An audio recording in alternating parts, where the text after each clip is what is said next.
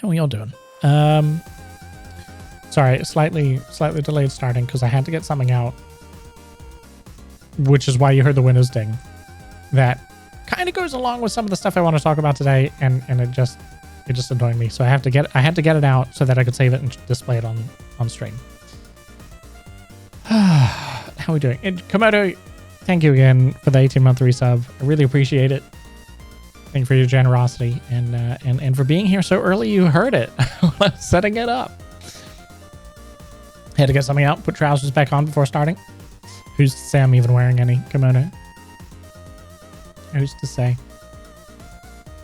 No, I do have trousers on. I barely gotten home before I had to start getting ready for stream. But here we are. Here we are. Slightly late starting. If you weren't aware, if you didn't see the schedule posted, Crackle and I had to go out today for an appointment during the start of stream time, so I've delayed it, and we're just going to be doing stream talk today. We'll get on to games from tomorrow. Kiwi, how you doing? Happy Monday. You noticed I was late? Oh, did you not see the schedule, the weekly schedule post, Komodo, on social media, as well as tagging everyone in the Discord? I know not everyone reads it, and some people have notifications turned off and stuff. But no, it was there. You got the flu, Kiwi. That's not good. I hope you're resting, hydrating, and just resting and hydrating. Crackle and I got the flu vaccine on Saturday. Saturday? Yeah, it was Saturday, right? We got the flu vaccine. So hopefully we don't get it in the next couple of weeks before it's effective. You got tested? It's not COVID? Well, that's a relief. You follow via notifications? Not Discord notifications though, right? Komodo? But yeah, glad to hear it's not COVID. Yeah, hopefully you get well soon, Kiwi. Rest, hydrate, maybe play some games. Not stressful games. Just chill. You have a role in our village panto. Komodo.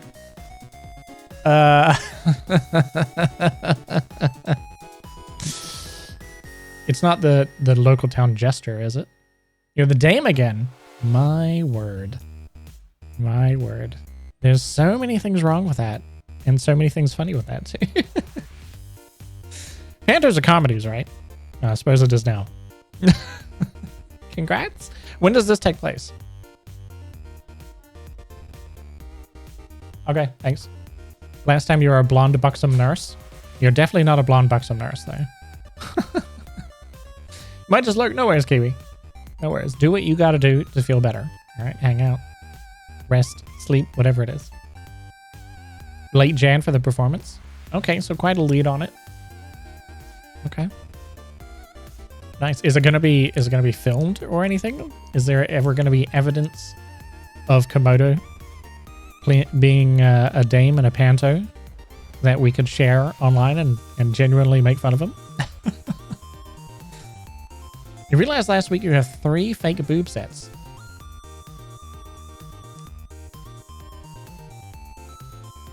Interesting. Interesting. Don't want to know what goes on, off camera or in your spare time. We won't ask too many questions. Ern, how you doing? Happy Monday. Happy Monday. Let's just see if I'm getting any reactions to the thing I put out there. No, not yet. Okay, no one's noticed. Due to the copyright, there's just personal DVDs, but you can DM me a photo. Of course, so that I can Photoshop it and use it to my heart's content. Yeah, absolutely. It's at your own risk, though, Komodo. At your absolute own risk. Komodo does drag? Apparently, Ern. He's trying to tell us that it's hidden behind acting in a panto, but maybe this is why we don't see him so much anymore. He's busy. Oh, Komodo, you make it too easy. You make it far, far too easy. Hopefully everyone's having a decent Monday. Pretty relatively chill Monday over here. Crackle's got the whole week off.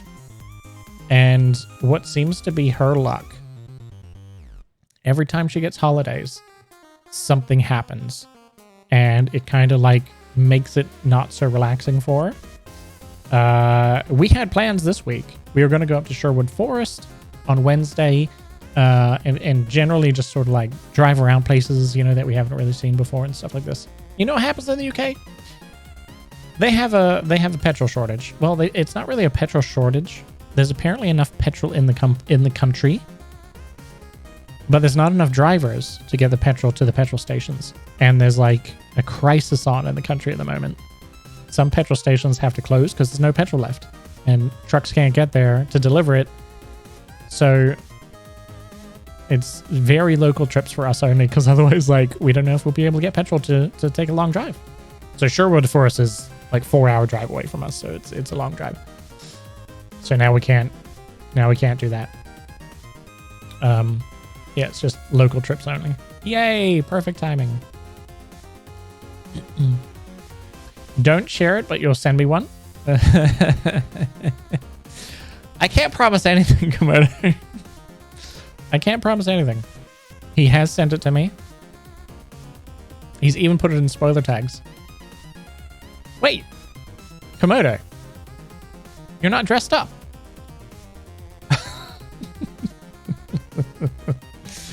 Oh, this has to come out at some point. This is Komodo dressed up in a nurse's outfit with a blonde wig and makeup. Did you do the makeup yourself, out of curiosity? Did you do the makeup yourself? That is, I'm sorry, but that's going to have to come out at some point. Somewhere. Maybe not by my hands. I can't, I'm not going to show it on stream just yet. Anyway. Been a relatively slow week in regards to stream news otherwise. There's a couple little things, but I feel like I'm going to have another rant again. Because there's a couple things I want to touch on that have been annoying. You can't do makeup. Another rant? Well, it's kind of, it's multiple pieces, but it's stuff that comes up a lot. And it's just stuff that's come up in the last week. One of which I don't actually have like a screenshot I can show you, but I'll talk about it either way. It was in a Discord server. It's not a serious rant, I guess. It's just there's a trend of certain things that come up that people are blaming Twitch about, streaming about, whatever, when it's not the platform, it's the people, if that makes sense. We'll get onto that anyway. There's some other actual official updates to the platform. There's one actual good update to Twitch that may be coming. It's a maybe at the moment. But it may be coming. It's always the people. Maybe not always the people.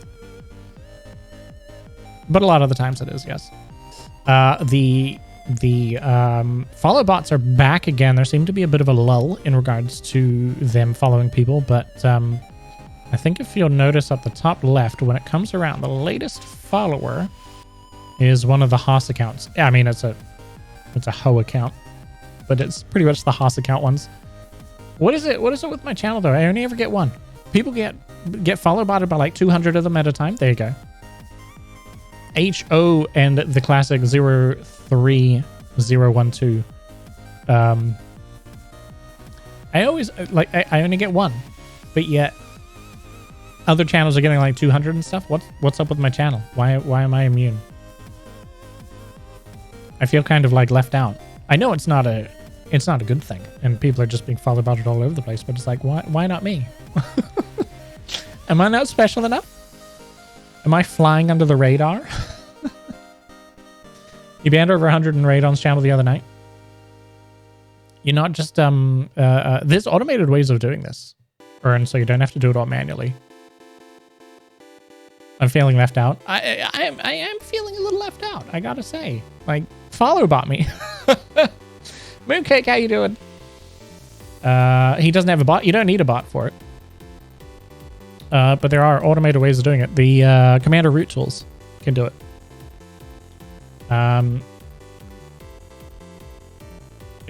Hold on a second. Let me... Commander root. Doesn't even have to be a bot. All right, Twitch tools by Commander root. So first things first, I'll just copy this into the chat for you, but this will be available later. So the guy is a coder, and you can tell because his website's very basic. It's very basic, so just be careful of the UI. There's a follower remover. All right, and you just connect your Twitch. And this will load up all the followers that have followed you, right? I've lost a follower. Rude. So this will list all your followers, right, by date order. Right, this is everyone who's followed who's actively following my channel at the moment. What you can do is you can apply some filters, right? So you could say today, if I got follow botted today. You can even do it down to timestamps. So you can do it within like the 30 minutes or whatever that you got follow botted. And you can then you apply the filters, it'll search, and it will tell you how many followers. Where is it? It'll bring down the list of how many followers there are, right? And you can remove and block. And it will tell you how many are from known bot accounts and all this sort of stuff. Just be very careful because you can remove legitimate followers. So apply the filters correctly, check the list, and so forth. To make sure it is just filtered to the bot accounts, and then remove it because I don't want to ask how, but there are people who have removed their entire followings, like entire followings dating back years, by doing it wrong. And there's no way to reverse it. There's a number of warnings. There's a number of warnings here. So just be careful, right? Apply the correct filters. Check the list, remove what you want. They just went straight and clicked remove all followers listed below without bothering to work it out. So yes, you can even do it by usernames and all this sort of stuff as well. Sure, those followers were like, "What the fuck just happened?" You wouldn't even know because it removes. If I did it, it removes all of you from following my channel. You don't get an alert. You don't get a notification. You just don't see my channel again. You don't get notifications from it. You won't see it in your following lists. Poof, gone. So be careful. And sorry, Ern, you said, can you do this as a mod? No, you will need the login. So if he's happy to share the login with you, you could do it. Otherwise, he would have to do it. But it saves you you can do this in like 5 seconds rather than manually banning 100 accounts. Not to mention, banning does not stop them from refollowing. Blocking does. Not saying your channel would be what the fuck. Yeah, absolutely. Yeah. So yeah, it's something I learned recently as well, Aaron. I thought if you ban someone from your channel, it doesn't remove them as a follower for one. You just ban them. But if they unfollow, they can just refollow you again. So you can just be follow botted by the same people again. They're already banned from your channel. It doesn't stop them from following, so you have to block them. Yeah. It seems weird, right? What? Yeah, no, it seems weird. It feels like if you ban someone, that should be it, right? It should remove them as a follower. It should stop them from refollowing. But no, I guess the only way I can think about it is you can undo a ban. So, they can request to be unbanned, and you can give them that permission. That's the only thing I can do about it. But they don't advertise this fact. Like I say, I only learned about this recently when I was talking to some people about banning and blocking and follow bots and all this sort of stuff.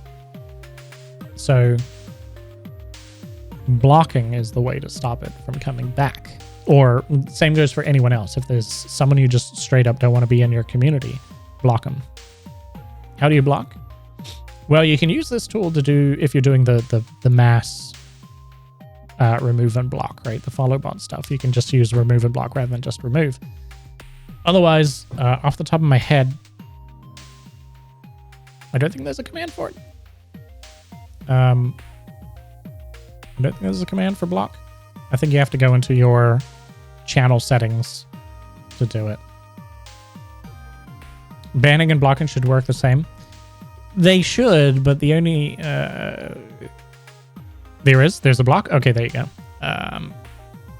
Yeah, the only thing I can think of that makes banning different from blocking is you can undo a ban, right? People can make a... What do they call it? Can submit a request to be unbanned. And sometimes people have funny things on their channel where they like ban people for 10 minutes. You know, and then it unbans them. Maybe. Time to block you. I don't know if mods have access to block. I think they only have access to ban. I'm unsure, actually. I'd have to check that out. But anyway, this might help you out, Ern. At least. Or you know, at least help clear it up rather than you having to do it manually. There's all sorts of other tools in here as well. There's Clip Manager, Block List Manager. So you can manage your block list through here. Now there's a cool little tool. Where is it?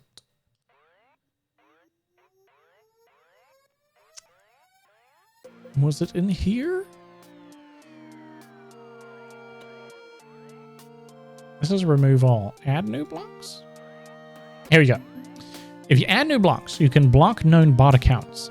And it's a very long list of known bot accounts. And you just click this button. Boom. Blocks them all.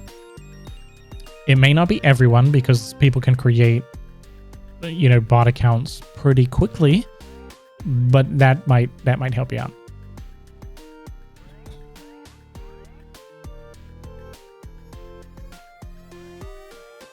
And yeah, it would just block the account for you on your account, yes.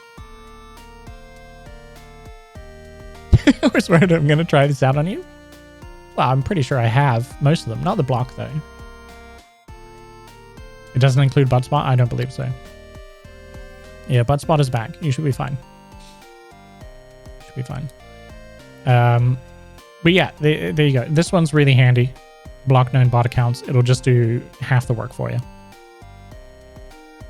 But yeah, there's all sorts of things. You can have a chat ban manager, so people you've banned in chat. I won't go through that. You know, you can go through your chat bans and all this sort of stuff. It's just straight from the tool. You can view following lists and all this sort of stuff. It's not bad. Yours looks different. It may do. It's a pretty basic. It's a very basic website. And yeah, it's the same menu down there. So yeah, you can back up your VODs and clips as well. All sorts of tools. Dark mate. Maybe yours is... Well, maybe I have to refresh it. There you go. Oh! Oh, my eyes! Ah! Okay. Anyway, there's a handy tool for you.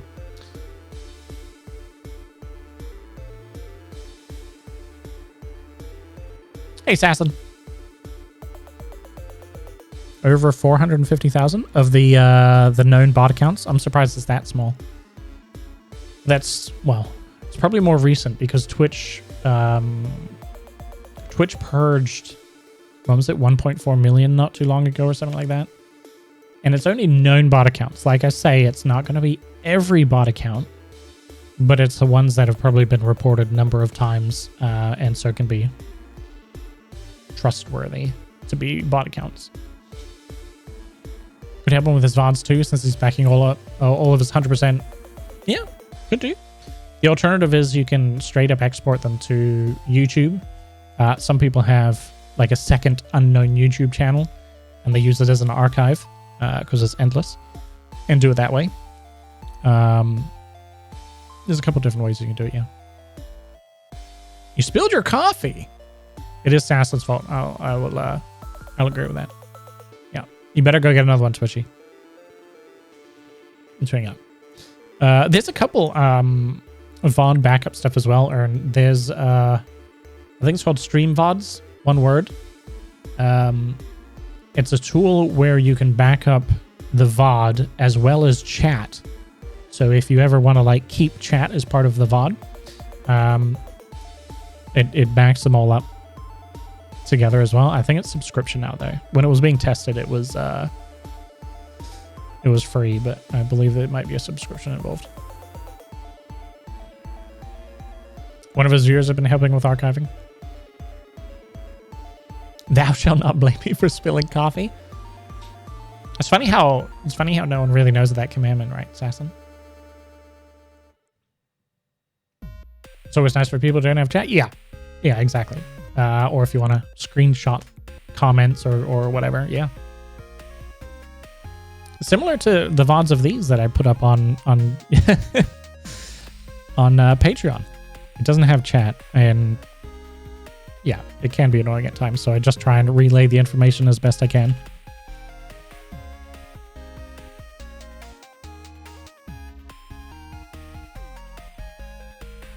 Not like you nudged you or something. How can you be guilty? Surprise, Sasslin. It counts. Hold on a second, guys. Realize I didn't open chatty. Right. Can you just yell pineapple and it will make no sense? Well, you can yell it, sure. I'm not going to yell it. So anyway. On that one. Let's get on with the real stuff, shall we? I think I spoke about this last week. Twitch has made a deal with the NMPA about music, but it's not what you think, right? It doesn't stop you from, or it doesn't allow you to play DMCA music, so don't be fooled. It just changes the process in regards to DMCAs. So great in a way because now you can get warnings instead of just a straight up like, you know, DMCA suspension sort of thing. But like, yeah, like everyone was like, yay, I can play my music again. No, you can't. no, you can't. All right, don't be fooled. Read the details. You still cannot use music that you don't have the rights to. Yeah, I don't think it's going to change anytime soon either, Komodo. If they do get any agreement, it'll be for partners. Actually, that's, yeah. Yeah. If they do an agreement, it will be partners first, because it always is, right? You can play the music, but you can't generate clips? Nope. Well, technically speaking, nothing physically stops you from playing the music, Sasslin. But you can get DMCA'd. So you can get live DMCA'd as well. You can create clips. You can create highlights. All that sort of stuff. What the problem is, so your stream VODs, for example, the video archive will be muted in portions where the music's been picked up. You can still create clips and you can still create highlights and all that sort of stuff. The problem is with anything retained, like clips and highlights and stuff, increases your chance of receiving a DMCA, but you can receive them while live as well. So it really, you just shouldn't play the music. You're at risk at all times.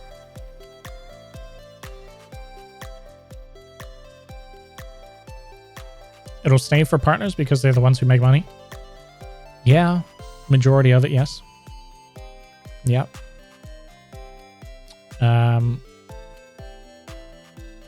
Be one perk that partners have that affiliates don't. You know, quite many streamers who play YouTube, etc., but they don't allow clips. Yeah, it doesn't protect them, unfortunately. It makes it harder to get DMCAs because they can only be picked up live, but they can still get DMCAs.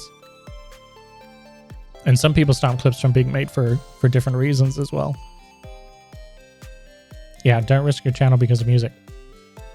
Simply put, use DMCA-free music like what I'm doing. There's a couple different sources, there's different options and stuff. So yeah, don't risk it. It's as simple as that. Some people think that their channel can't be popular without popular music, and it's like, well, what does that say about your content?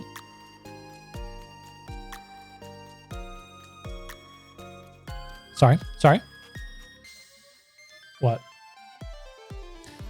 Do you need to use other people's content? Depends. Erin says hi. She says hi. She's just doing some, what's this called? Resin. some reason the word totally skipped in my brain. She's just doing some resin at the moment.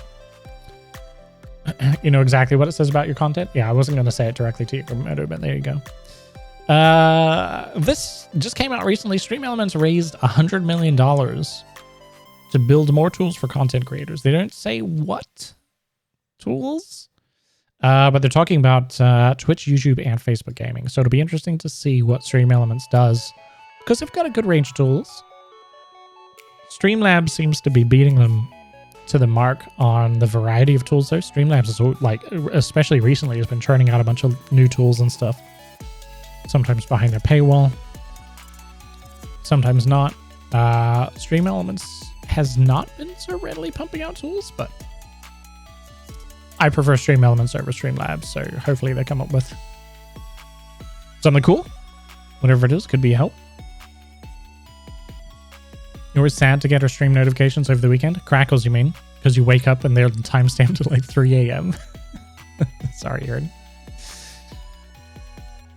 You would be the world's worst streamer, most likely, Sasson? I don't think so. There's some pretty bad ones out there. Crackle says she has it on lockdown.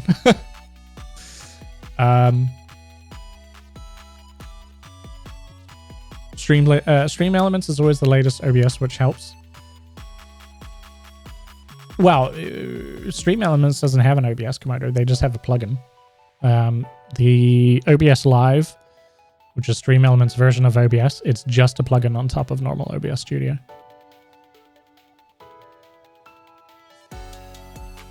We're looking at running a local bot versus a cloud one, so it'll just be for alerts. Oh, right, for StreamElements, you mean? Gotcha. I did use the local bots myself. It just scares me if I lose my PC or the hard drive dies or, you know, something like that. Like, it just scares me a little bit.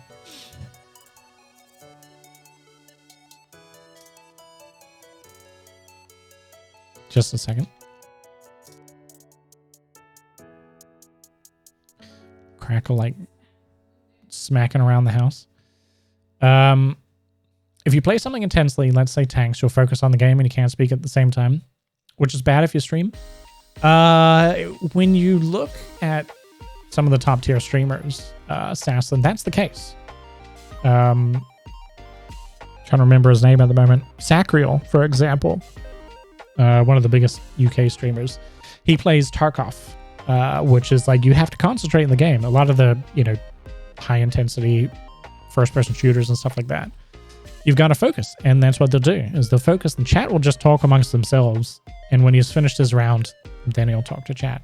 Some people can get away with it. It depends on what you want your stream to be, and if you build that up, you know, if you build it that way, that's what people come to understand.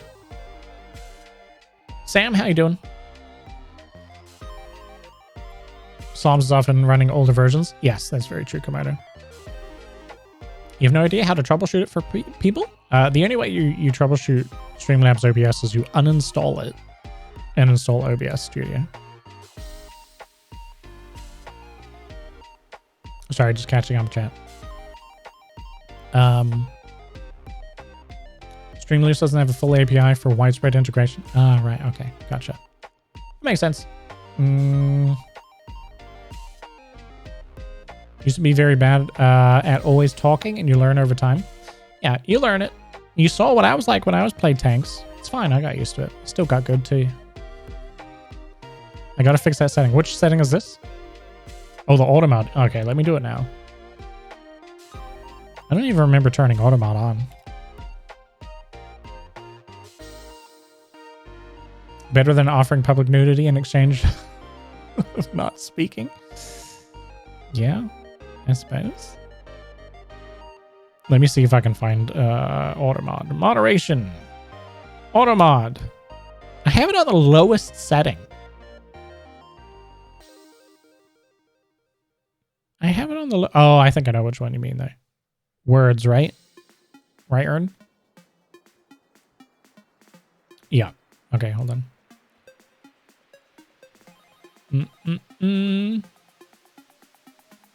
Interesting. That one. Okay, should be good. Gotcha. Sorry, catching up with chat again. Just to be clear, I did not get good at tanks. Hey, I got better than what I started with. Thank you very much. Just like Rocket League, Komodo. I'd like to see you do better.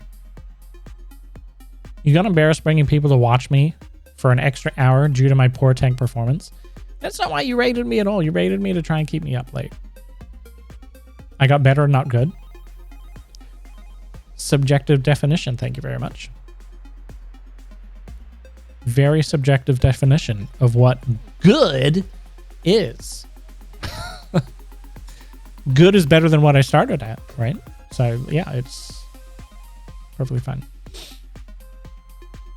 Would you do that? You would do that, Komodo. Would I show the picture of you in a nurse's outfit and a blonde wig and makeup on stream? The chance is getting more likely. The chance is getting more likely. Just remember, you sent that to me. I have saved it too, so don't bother deleting the message. Where was I?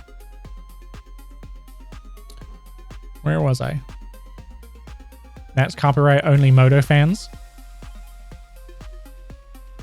The bot block list number is only slowly going down. What the website has had problems with Mermaid is it's taking a while to do, because what it does is it runs a command, right? And it just does like block this name, like enter, block this name. It does it one at a time. And there's so many people that are running this at the moment that the speed in which it could actually do it is slowing down, because it can only feed so many commands to Twitch at a time. And so there's probably a number of other people running the exact same list. So yeah, it'll slowly go down.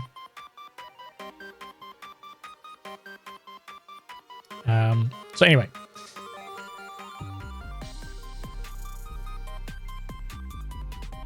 strong smell in the house of like dirt.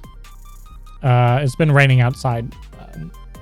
I got the window open, so it's just like flooding the house.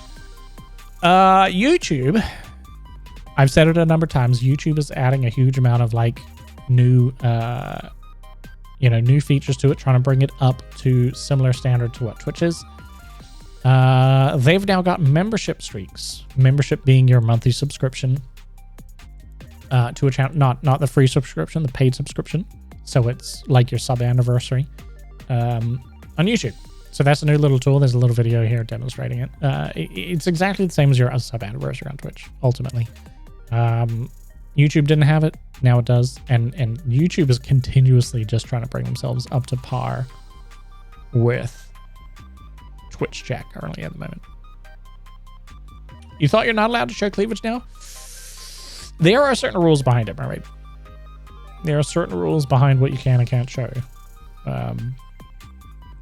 And intent as well. So if it's just, what you're wearing happens to have a little bit of cleavage, it's fine. But if you're like installing your camera, way up high, so it's looking directly down and you've got as much cleavage as you can possibly show, that's a different sort of thing. Especially if that doesn't relate to the context of the content you're making as well. So yeah, it's very subjective. And it's dependent on intent as well. So yeah. You can show it, just depending. There's certain lines. If your content's about your boobs are good to go. I mean, I go read the TOS. It's defined in there. Okay. It's defined in there. I'm not gonna cover it off the top of my head. They're not banning undone shirts. I mean, in your case, they should. Technically, it's cleavage, Komodo.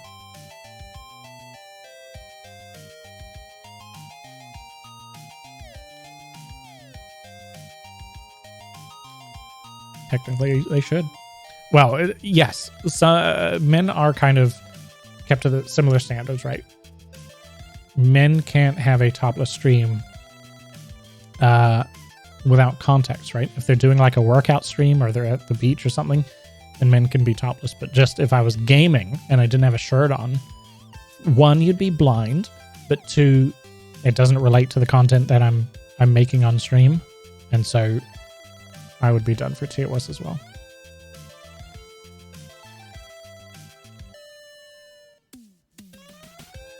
Anyway, this is something that might be coming to Twitch to try and help combat the bot issue, hate raids, and that sort of stuff.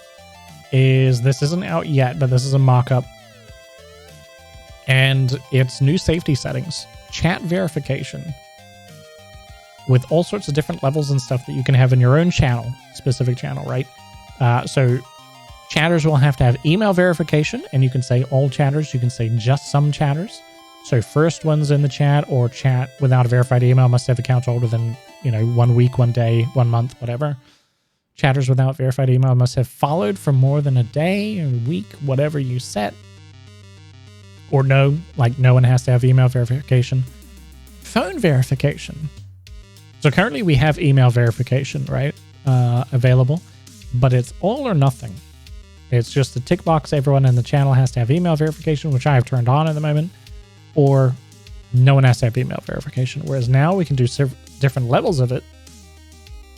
And you can also have phone verification as well, with similar sort of settings where all chatters, some chatters, no chatters, etc. And then you can set some exceptions down here as well. If they're a subscriber, doesn't need either VIPs, moderators, doesn't need any of it. So this will be great, and will allow people to really cut down problems with bot accounts, harassment accounts, all that sort of stuff. Phone verification will be good. Yeah, absolutely. Yep. And there's some of the reactions I've seen to this. Someone was, oh, this is crap. This means I won't be able to watch my favorite streamers if they've got this turned on. And it's like,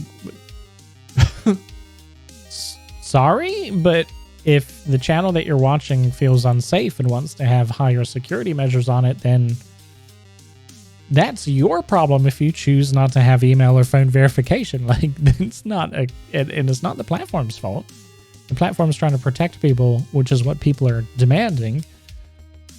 And the fact that you don't want to verify anything is not, it's not the platform's fault or your favorite streamers that you're trying to watch. It's just, there's some really dumb takes out there, I gotta say. Like, it's not about you, it's about the safety of the stream that you're watching. If you haven't gotten a verified email, what are you doing? Yeah, if you don't want to verify your email or phone, why not? What are you doing? Anyway, it's just, some of the takes on it are weird.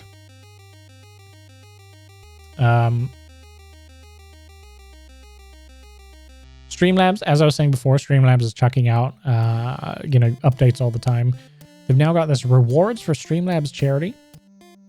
So reward donors however you'd like in just a few clicks. So if you set up a donation goal, the people who donate, you can set up some rewards for them and stuff, which is, it's kind of a way of like sub streaks, donor streaks, that sort of stuff. When a lot of streamers do special charity fundraising streams, they have a bunch of milestones where they do giveaways or certain activities. Similar sort of. It's kind of a gap filler for that, just built within Streamlabs. Personally, I still can't recommend Streamlabs. Their operating model is a bit dodgy. I'm surprised they haven't put this behind a paywall. But yeah, it's an option anyway for people who do charity streams. It's more than nothing. More than nothing. You made the switch to OBS, but you still haven't figured it out fully. You made some wrong settings. Happy to help, Mermaid. Just DM me or ping me in Discord.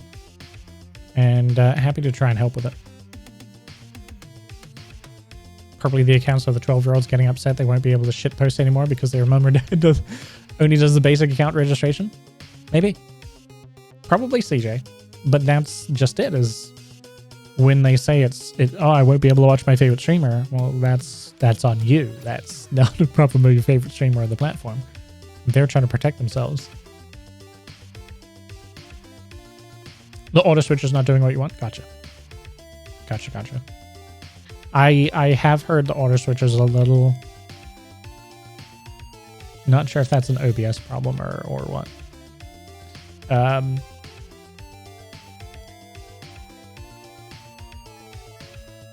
This tweet I put out a little earlier this morning. Someone posted this in a Discord. Hello, I've been streaming for 2 years and only have 20 followers. Does anyone know how I can grow? Now, some of the responses that have come out, people are like, oh, you shouldn't be looking at follower numbers, which, yes, is true, because you can get really stuck in the mentality of watching your follower numbers and it can get you really down and unmotivated and stuff. So that's fair. But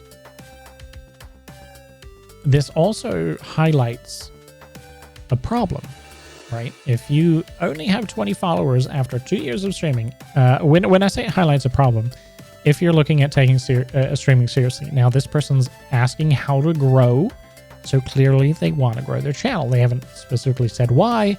I messaged them, so I'm going to try and find out why. Have they streamed more than 5 times? I don't actually know, CJ, because I don't have their Twitch channel. They haven't connected it to the Discord. I've asked for it, but as you can see, they messaged this at 5 a.m. in the morning. I probably won't get a response for a while. They clearly want to grow, right? But after 2 years, they only have 20 followers, which shows that they're doing something wrong. And I've said this like 100 times. If you're not even affiliate within 3 months, you're doing something wrong, or you're not doing something right.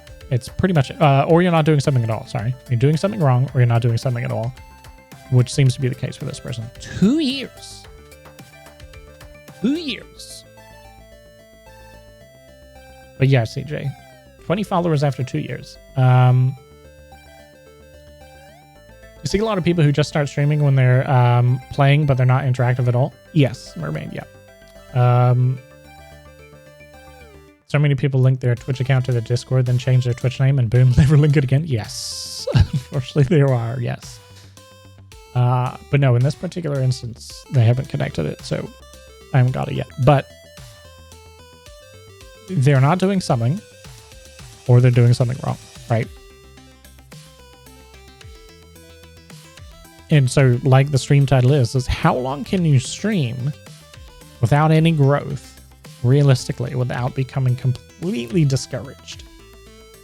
I'm going to try and find their Twitch channel because I want to see what it is, and I can just bet you it's they're playing a game and not doing anything. Like, they're waiting for someone to show up in chat before they start chatting, or all they probably do is press go live, and that's it. They don't do anything else around their channel. Yeah, there's probably a number of things, but it comes back to that. I guarantee I could get someone to affiliate within 3 months.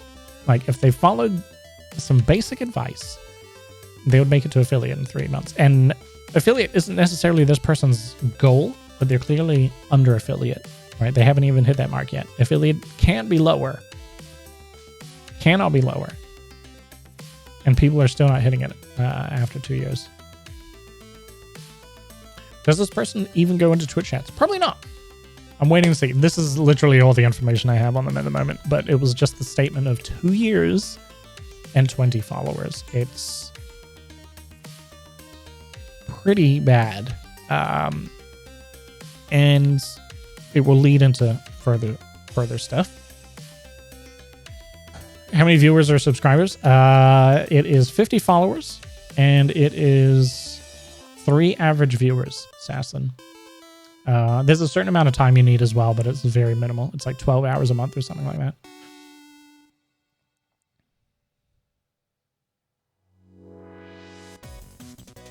Do we just like these conversations? Does it took you 3 years?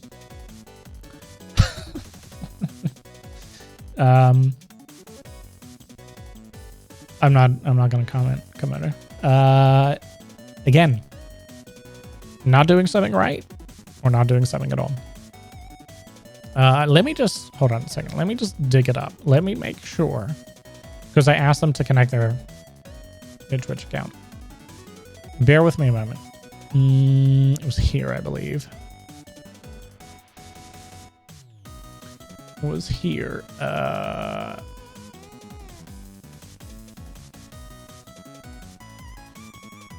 There it is. Now, what I didn't do was I didn't do a search for their name. And I'm just going to do that now. Off camera so you can't see it.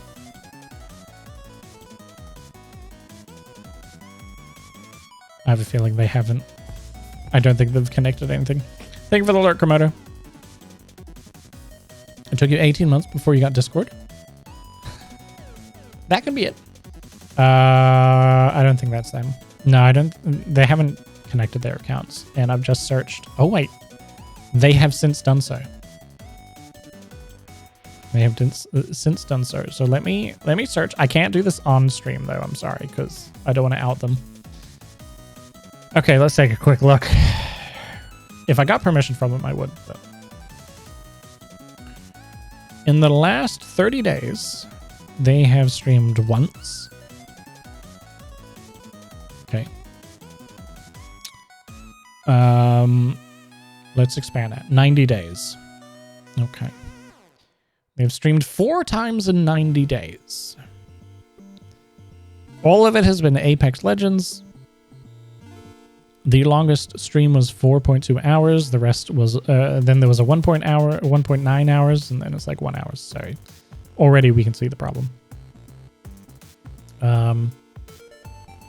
Yeah, Discord doesn't necessarily mean progress like Ern says, but it helps with networking anyway. Yeah, this will explain why their channel doesn't grow. They are at 3 average viewers. Well, over 90 days they're at 3 average viewers. 30 days is what counts for affiliate, which is an average of 1 because they only have 1 stream. Yeah.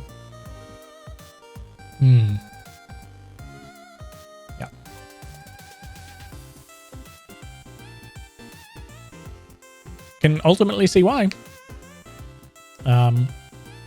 4 streams in 90 days. I can see why. I don't think I have to dig into that any further. They're not doing something right, and they're not doing something. Enough said.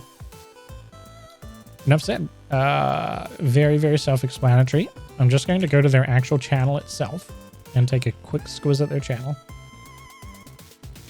I can bet you there's no panels or anything like that.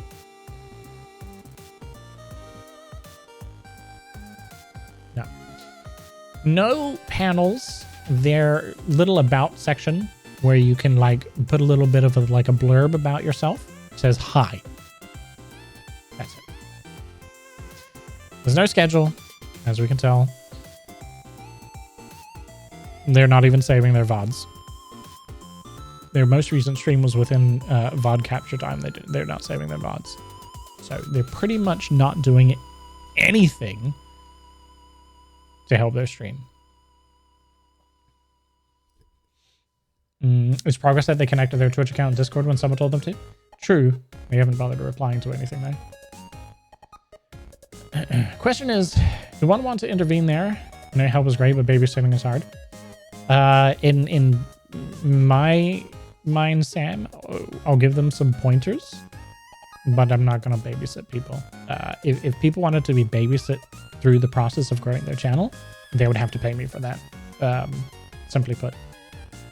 Because the amount of time needed for it is huge. Getting lost in big category. Yep. Apex for one. Infrequency. Well, there's no social media connected to their Twitch account. So the likelihood of them having social media is probably very small. Their stream times are all over the place as well for their streams. It's doing absolutely everything you possibly could to make it difficult to grow. Are they very young? I don't think so. I don't think so. Well, I don't know.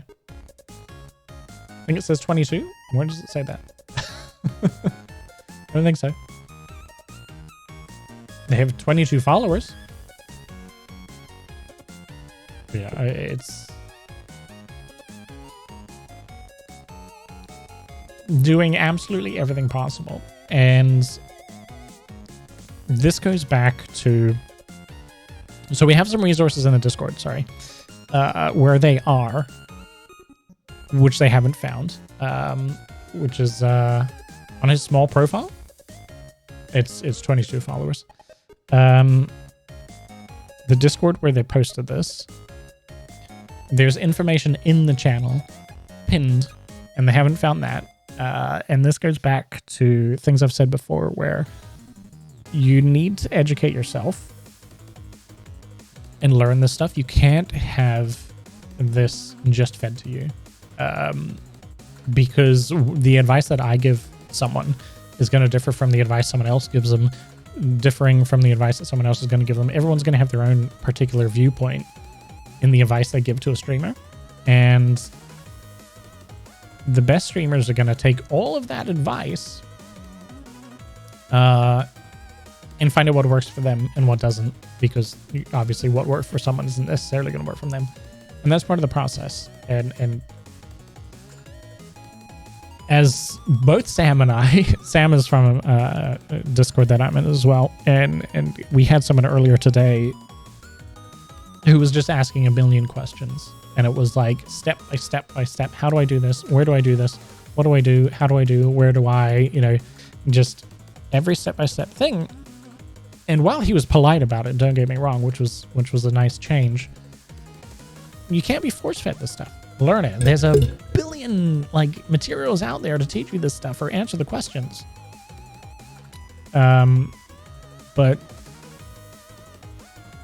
like people just can't give you the answers and you become popular and you grow your stream and all this sort of stuff. It's not how it works. You need to learn this stuff. Similar to a tweet I put out earlier on the, later last week, sorry, was if you're going to take this seriously, there's going to be questions, there's going to be learning, you're going to have to look some stuff up yourself, right?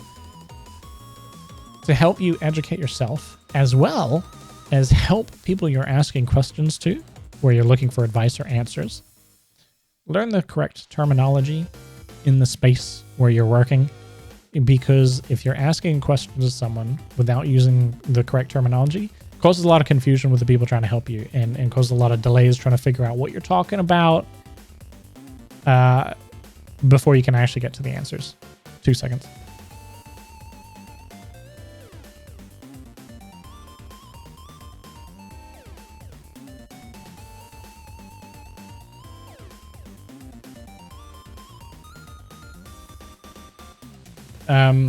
Sorry. Can't expect people to baby walk you through everything. You have to have a bit of something about yourself. Yes.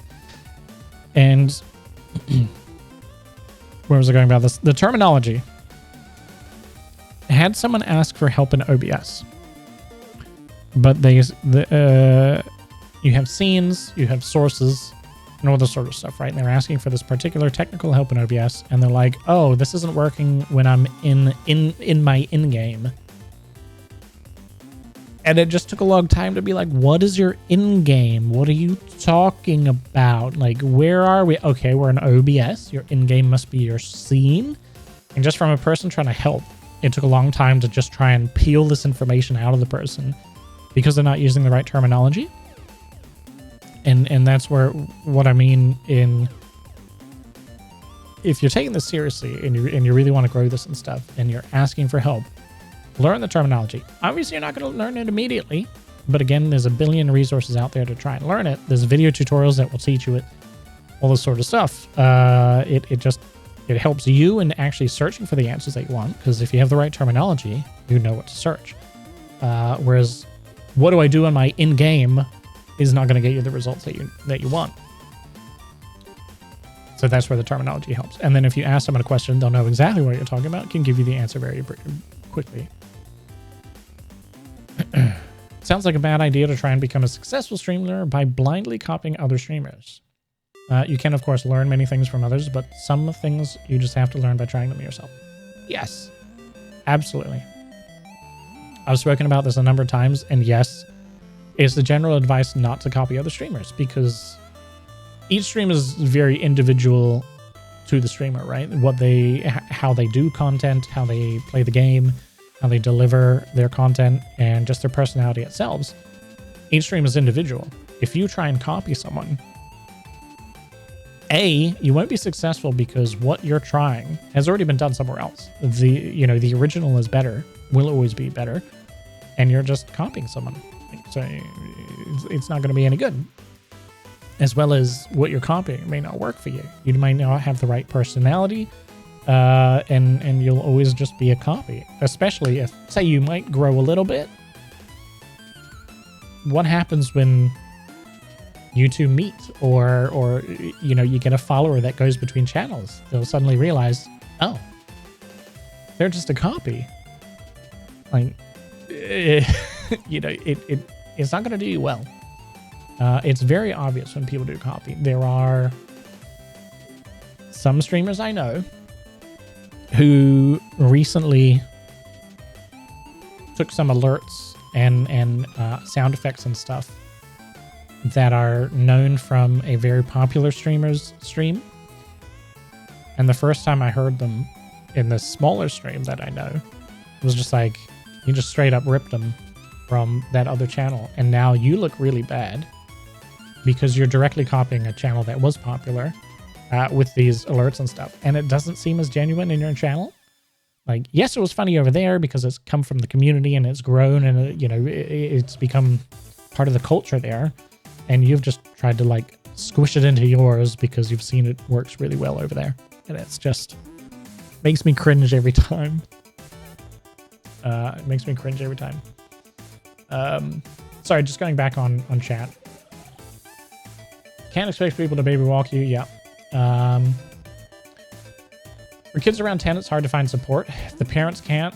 They didn't learn yet in school to inform yourself and stuff. Yeah, I mean, well, you're not allowed on Twitch if you're 10 anyway. But yeah,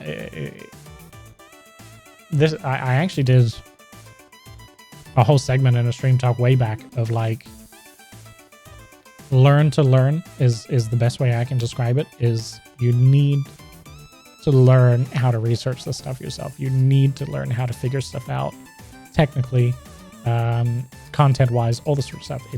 It's very much down to you. You cannot be handheld through this process. It just won't work. Unfortunately, that's part of growing up. Yeah. It is.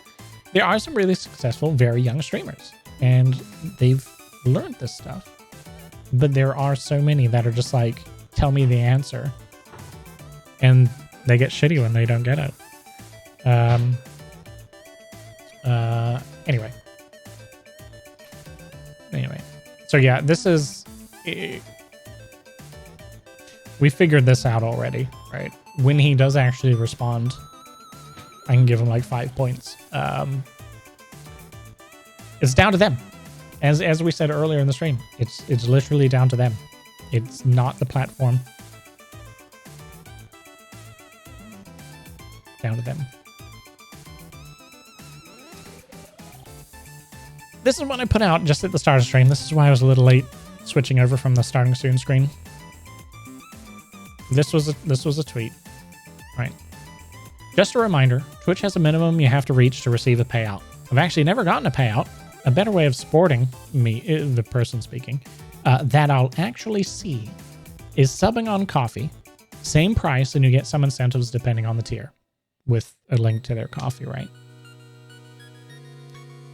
So I see a number of these tweets and just social posts. And as I've said in my tweet here, yes, streamers should be diversifying their income. So I have a Coffee, as you can see, is right here. I have Patreon. I have, direct donations and merch and all this sort of stuff to try and diversify my income as well as giving people different incentives or different content or whatever on the different platforms. But I saw this one And the language of Twitch has a minimum you have to reach to receive a payout. It's $100 US, in case you're wondering. You have to reach that before you can get a payout. And as some people have falsely said, no, it doesn't disappear. It rolls over into each subsequent month until you hit $100 and then you get a payout. This person said, I've never actually gotten a payout. When I saw that, I was like, that's odd. You've never gotten a payout. I could guess for two reasons. Because, like, either you're not set up, you're not an affiliate, or you're not set up to receive a payout, or two, you've never earned enough to have a payout. So I got their Twitch channel. I looked it up, and I'm not going to out them. And I looked it up, and they've streamed twice in the last 90 days. They are an affiliate, so they do have a sub button. But they've streamed twice in the last 90 days and like 12 times in the last half a year.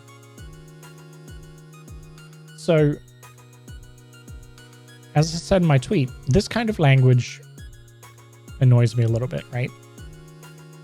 The wording is almost that they're blaming Twitch, right? Twitch has a minimum to pay out, and I've never gotten a payout. Like it's the platform is the problem here. Well, it's not the platform. I'm sorry. When you only stream twice in the last 90 days, that's probably why you're not getting enough subscriptions or bits to warrant a payout. It's simply put, like, you're not, if you stream so few, just like the other person we saw with only 20 followers, if you stream so infrequently, you're not going to generate subscriptions or bits to get a payout. It's as simple as that. I went to their coffee, their link down here, because they're like, you'll get some incentives and stuff. I was just curious, what are the incentives? Since they stream so little, and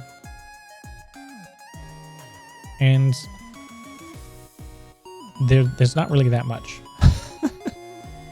Savage, how you doing? There's not really that much. The first tier had no incentive. It was just like $5 a month.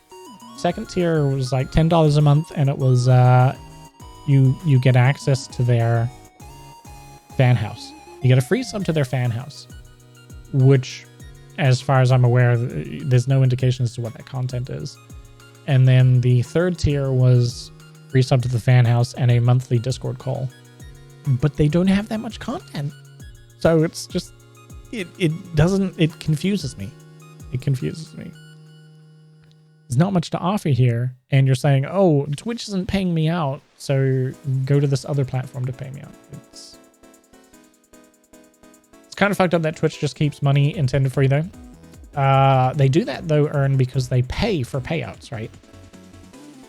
There's a cost to them for every payout. So if they just paid out every sub that you got, or every day, or whatever, they would just be inundated with payout fees. So they keep it to like $100. Just to reduce that time period down a bit. If he doesn't get the $100 on the Twitch system, it automatically isn't worth to have the payouts on coffee as well.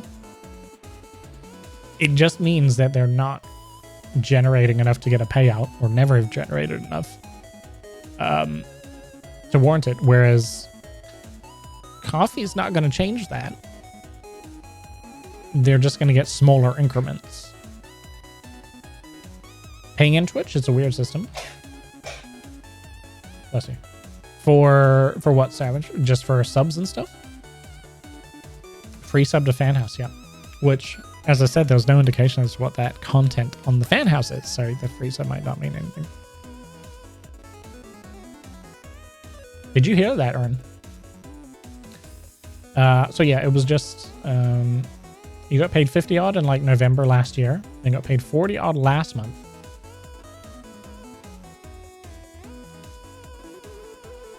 $50 and $40, but the $100 is the window for payout. You saw my, yeah, okay. I thought you might have heard it though. So yeah, it was just an offhand tweet that I saw, and it's the language being used. Like, yes, you're not getting a payout on Twitch, but that's not the platform's fault. It's you're not generating enough for a payout on Twitch because you stream so infrequently. Like, it's not again, it comes down to you as the individual, not the platform. Yes, it's kind of annoying to have to generate $100, right, for a payout, but it rolls over into the next month.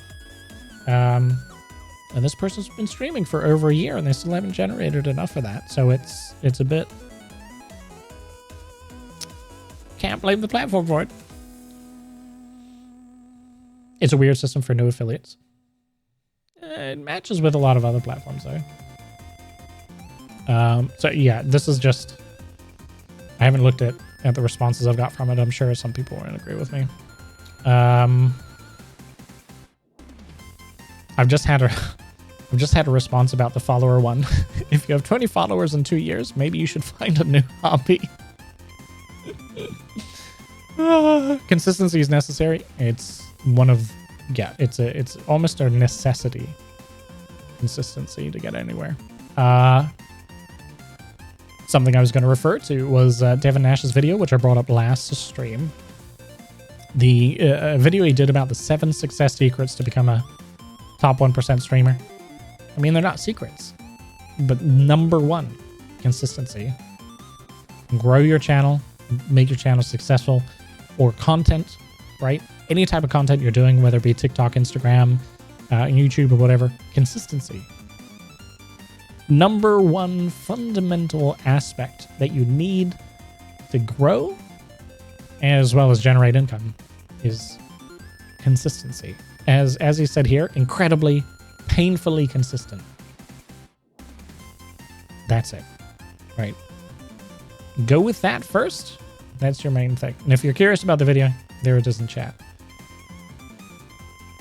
Similarly, as I've kind of mentioned previously, I've mentioned a number of times actually, and we mentioned it this stream. Aurora Pickles, if you don't know her, she's a great content creator and a very outspoken person in regards to content creation and streaming.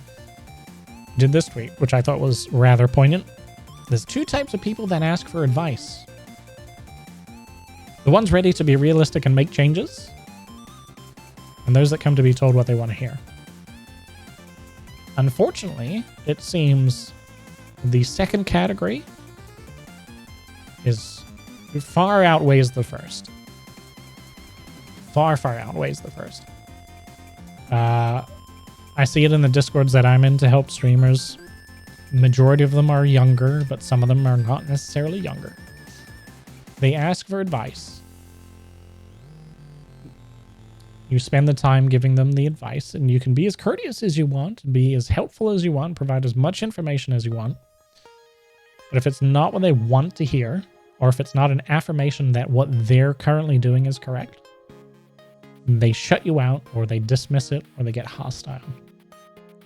And unfortunately, this has been happening a lot lately, where I'm spending time answering a question, providing some advice, and the person completely dismisses it or gets hostile. I have to say, it really demotivates me to help anyone. And I've had a discussion with a few other streamers, a couple of them partners, who have been providing advice to other streamers who are asking for it. And they have either stopped or they're thinking about stopping giving advice or answering questions completely, because the amount of time they spend on this and get dismissed or get no thanks or whatever, it's really demotivating, and it's really hard to try and keep doing that. You know, I want to help streamers of all kinds try and succeed and try and grow. They don't seem to want it. They don't seem to want it.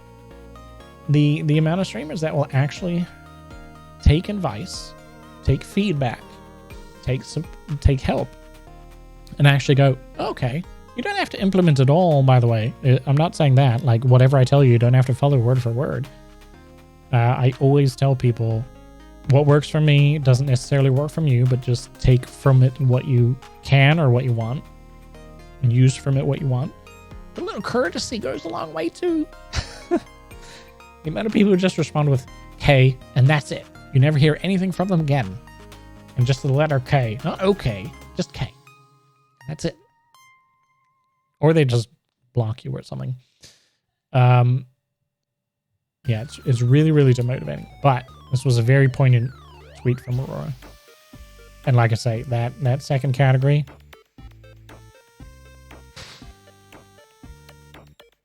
it far outweighs the first. And this is kind of partly the rant that I was talking about before.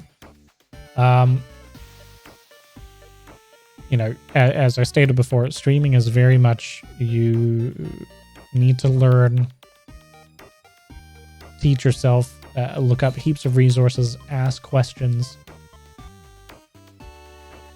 to improve your content, to see the current trends that are happening, you know, just to try and improve your channel.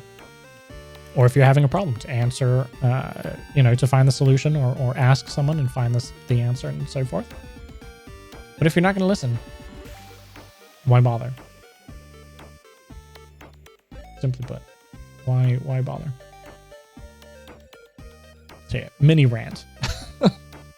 Mini rant. I think we all know someone who's done this. I think all of us have. And yeah, don't ask a question if all you're looking for is confirmation or affirmation of what you're doing. And then complain that you're not growing, or you're not succeeding, or you're not where you want to be. It doesn't work. You can't complain about that and then ask people for help and then dismiss it.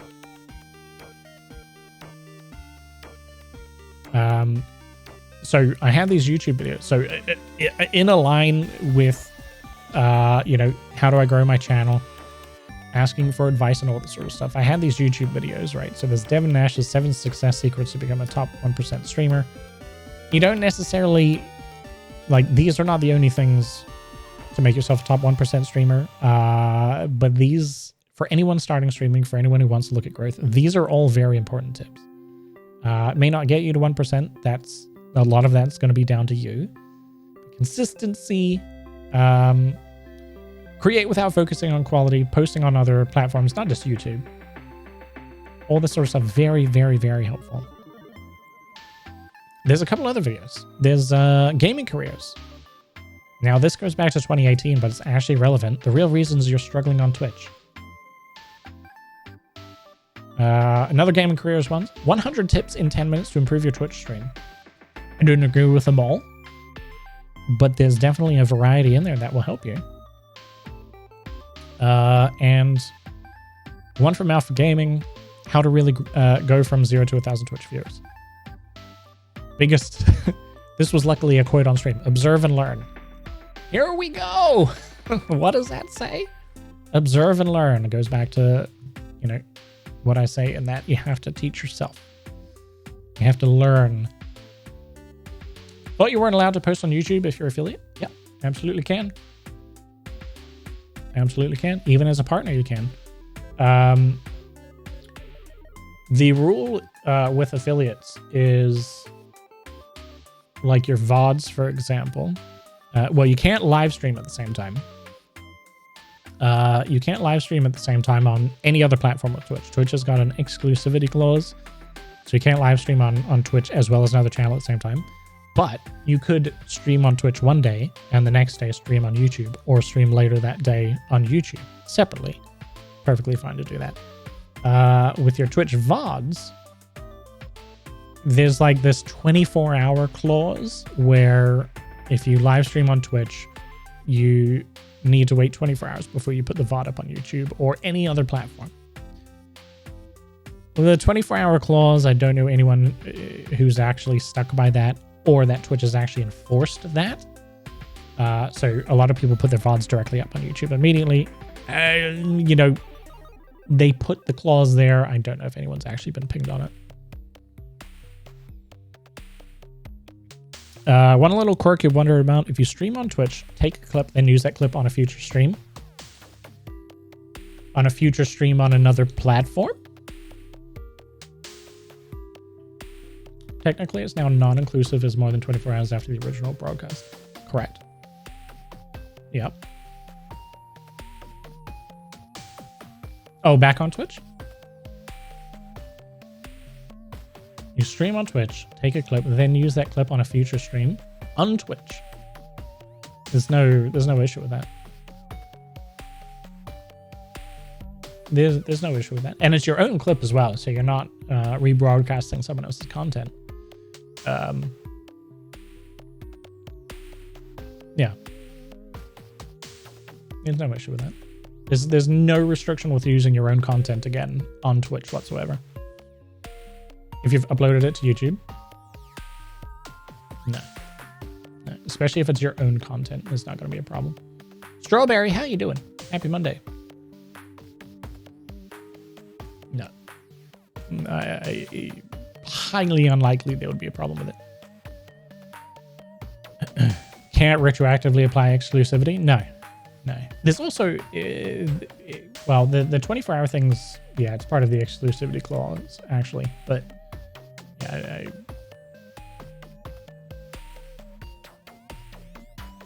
main reason for this rule is that you may not stream on several platforms at the same time. Correct. As well as they say you're meant to wait 24 hours before putting any Twitch recorded content, so be it a clip, a VOD, etc., on another platform. The amount of people that do, though, you know, they finish the stream and they straight up put a clip from their stream up on Twitter, for example.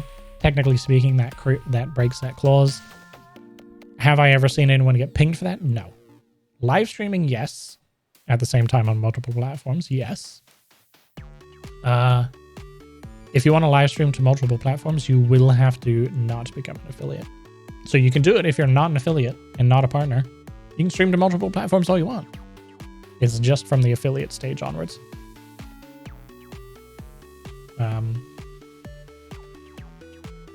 Glad to hear you're doing well, Strawberry. Hopefully you're having a decent Monday.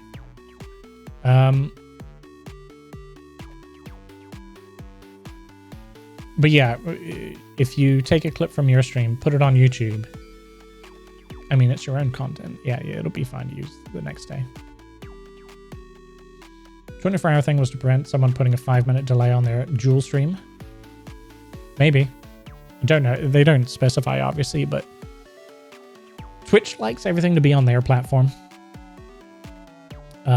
So it's probably just a safety precaution on it. But the amount of people that upload a VOD straight to YouTube, the amount of people that put clips straight on Twitter, TikTok, all that sort of stuff, they're not going to ping you on that.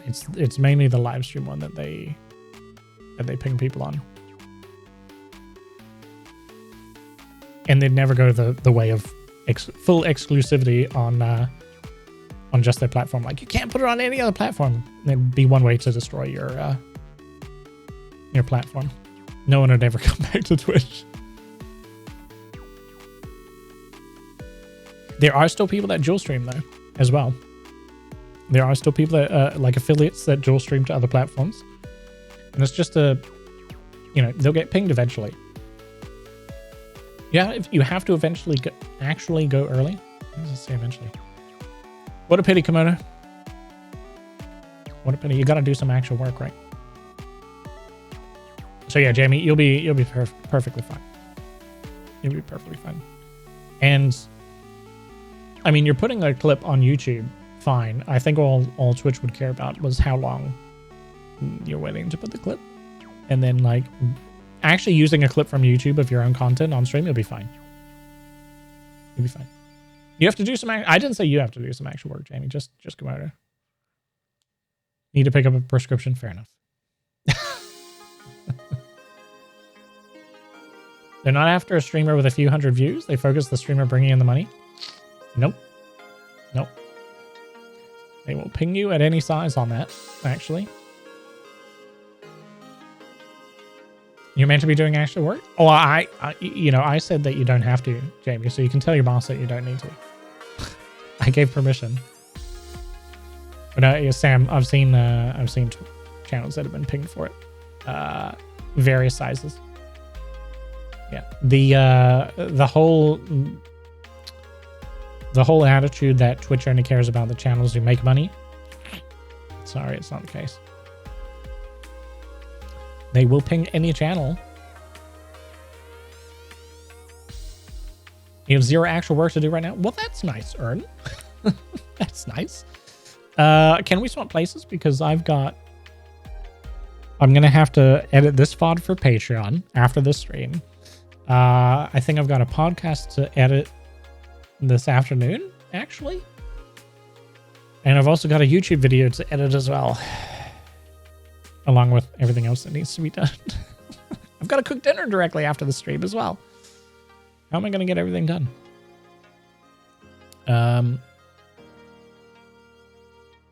Now you're just trapped in the stupid building for another 7 hours? Nice. Nice. That can only be fun, right?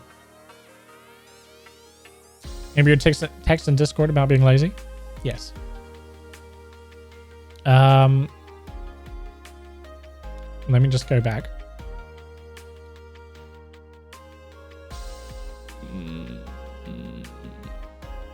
So there's some replies on the tweet about the payouts. Yeah, pretty much standard. Your ADHD evaluation appointment is tomorrow night, sir. I think I've still got to wait like 5-6 months for mine, if that even actually happens. I don't know. I just have to wait. The last letter I got was like, oh yeah, you got like a 10 to 12 month waiting time on a possible first assessment meeting. And I just have to wait 10 to 12 months to see if I get a letter, which I probably won't. I'll probably have to chase him on it. And considering it's the National Healthcare Service, it'll probably be a month or two before I get a response to that. And God knows. I don't think it'll ever happen.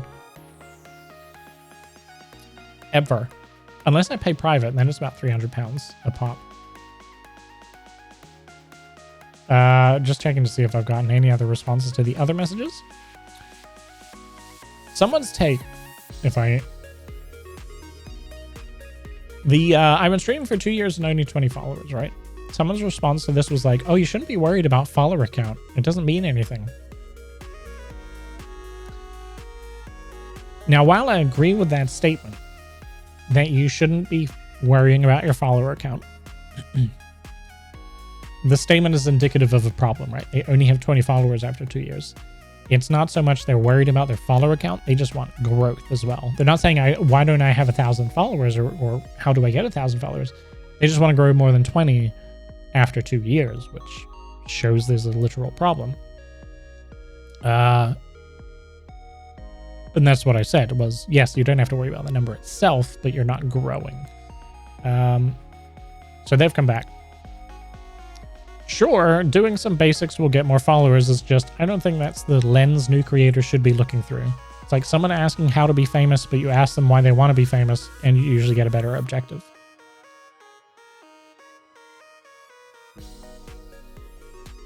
I don't think that's the lens new creators should be looking through. Again, it's not about the number. It's just about growth, right? Are you growing? If you want to take streaming seriously, growth is what you need to look at. You don't have to look at the specific numbers, but are you growing? Yes or no? If the answer is no, then you're not doing something, or you're doing something wrong. Simply that, and that's the question. We're not looking at specific numbers here.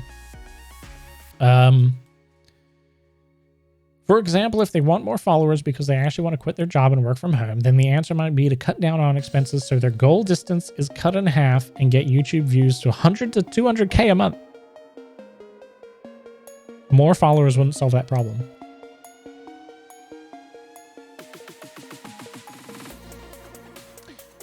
People have some weird takes on Twitter, I gotta say. Social media is very interesting. People will either inject their own opinions in regards to something, even though, say, Twitter, you're limited to, what, 240 characters? People will inject this entire perception in regards to 240 characters. Or take it too seriously when you're limited to 240 characters. Like, think that's the entire story and stuff. Not that there's a potential story around the rest of it. It doesn't help. So that particular response I don't agree with. We're not talking about the individual numbers here. We're not talking about 20. Just the fact that they've not had any growth in 2 years. As someone else has said, maybe a new hobby is better. Or what is probably most likely the case is they're not doing anything in regards to growing the channel. We already know they're not consistent enough. And that's the number one, right? And then the usual response to that is, oh, but I can't be consistent. You know, my work schedule changes every week or every month or whatever, or whatever. And it's like, that's fine. That is the case for some people. Some people's their work schedule is like 2 weekly basis or whatever, and it would mean they can't stream at any one particular time. That's fine. That happens to some people. What you do to work around that is provide a schedule each week or each fortnight of when you will be streaming. If you want to grow your stream, you have to stream regularly. It's like a TV show, right? If a TV show only happened randomly throughout the year, it'll never become popular because no one knows when to find it. Whereas even if it's fortnightly or even monthly, remember when TV shows would be monthly? You'd only get one episode every month or so. You knew when it was. It gets advertised. And that's the same for streamers who can't keep to a consistent schedule. Say their schedule alternates or whatever. Advertise it, right? Create a schedule. Put it out there. Let people know when you're going to be live. And if you can create any sort of regularity or any sort of routine, so every other week, this is your schedule, you know, or these two schedules rotate every other week or something, people know. People can build the habit of joining. So, there are ways of working around it, but consistency is your number one. That's about it. That's about it. So yeah, this particular tweet we're talking about, it's not about the numbers. It's just about growth. That's all you should be looking at. And if you're unsure about growth,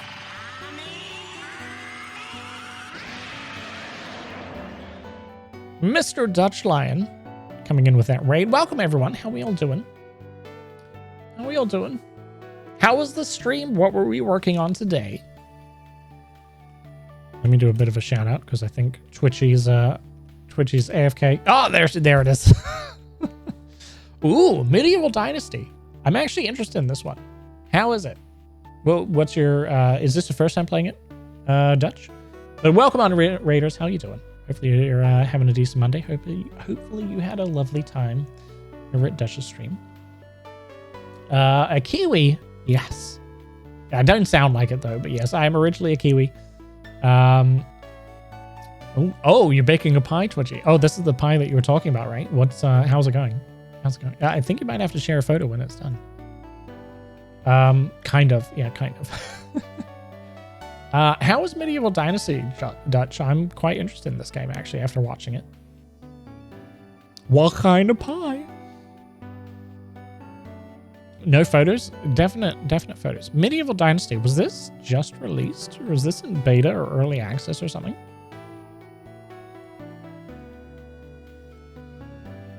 Early. Oh no, it's out of early access. That's what I remember seeing this get announced. Is it worth it? I wanna know. You played the early access last year? Last week it released as the full game. Nice. Yeah, so I remember seeing an announcement of some kind recently. It's first person, right? Hunt, survive, build, and lead in the harsh Middle Ages.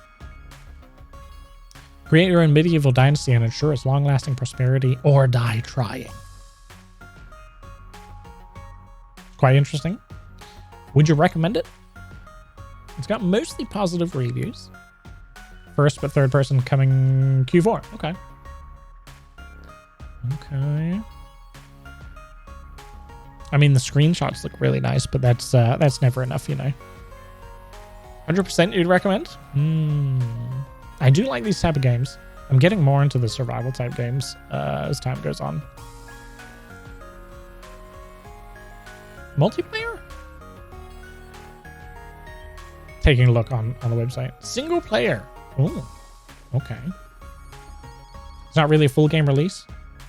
I mean, if you're having a lot of fun, that's what matters, right? Welcome back, Sasson. Welcome back, Keith. Single player only. So it's not even like, it's not multiplayer or anything. Surprising. And it's a survival story. Is there any underlying story? Either way, it looks like a bit of fun. You're baking 2 pies, savory, chicken, mushroom, nice, and a blueberry and raspberry. First time trying to bake them, so this is just your this might go horribly experiment. What type of pastry are we using, Twitchy? Is it handmade pastry or is it store-bought pastry? No shame in buying store-bought, by the way. Is some sort of a story? Lots of quests as well? Okay. I might have to check out your VODs, Dutch. Just to see what it's about. Because, yeah, I saw a bit of this some time ago, probably while it was still in early access. Wishlisted it. You know, I'll keep my eye on this one. The screenshots look really nice. Whether my PC would actually run it is actually a different story. Since we're running some ancient equipment. Was it recommended? 10. Well, recommended is a 1060, which is what I've got. Still probably not enough. Store-bought, you're not that good at baking yet. It's fine. Store-bought pastry is perfectly fine. They might also add multiplayer to Medieval Dynasty since they haven't completely ruled it out. Unreal Engine 4, okay. So even single player could be fun. I might have to, I'll have to check this out. Either way. And they haven't ruled out multiplayer. I feel like games like this could work really well as multiplayer, but again, they could also ruin it. You know, sometimes these experiences are best just in first person. But no, I'll spy your VOD. I'll spy your VOD and see what it looks like. So many games to play at the moment, right? So many. We're just trying to finish Eastward. Unless you suffer from... Yeah, that's true. Yeah. I don't suffer from motion sickness, but some games are a bit hard on the eyes, depending on how they're put together. But it shouldn't be a problem. We're trying to finish Eastward on this channel. Not going to play it today. We're going to be carrying it on from tomorrow. But we're chapter 5, and apparently there are 8 chapters in total. So we're over halfway, but the chapter lengths aren't even. So like, we might be halfway. We might be just over halfway. Unsure how to tell. So that's our mission this week, is to try and finish Eastward. I think it took us about a week to get to chapter 5, so we should be able to finish it this week. All games are hard for your eyes. Intense staring hurts eyes. Yeah, I mean, all my career and stuff has been in front of a PC, which my eyes are starting to go, and I don't know if that's age or if that's staring at a PC pretty much all day, every day for 16 years. 16, 17 years. Anyway. For those coming in from Dutch's stream, if you're still here, today is Stream Talk, where we talk about changes, news, and updates to the streaming and content creation industry. A big part of today has been about people looking to grow their channels, but not doing enough or not doing the right things to grow their channels. And there's been a few instances of this over the last week that we've spoken about, like this particular post here. And we've looked into why it might be that these people aren't growing, and just some of the general advice that they can do. So that's kind of what we do over here on Mondays. It's a little bit of a different day today. We started late. It's going to be a shorter stream than normal. But that's ultimately it. So if you're interested, if you're a streamer yourself, come along to these Mondays. The VODs are also available on Patreon with any sort of reference or links or information that is discussed during the stream as well. Glasses make you look wiser. That's why you have them. I have glasses. I just never use them. I don't like them. And I think the prescription's out as well. I need to get my eyes tested again, but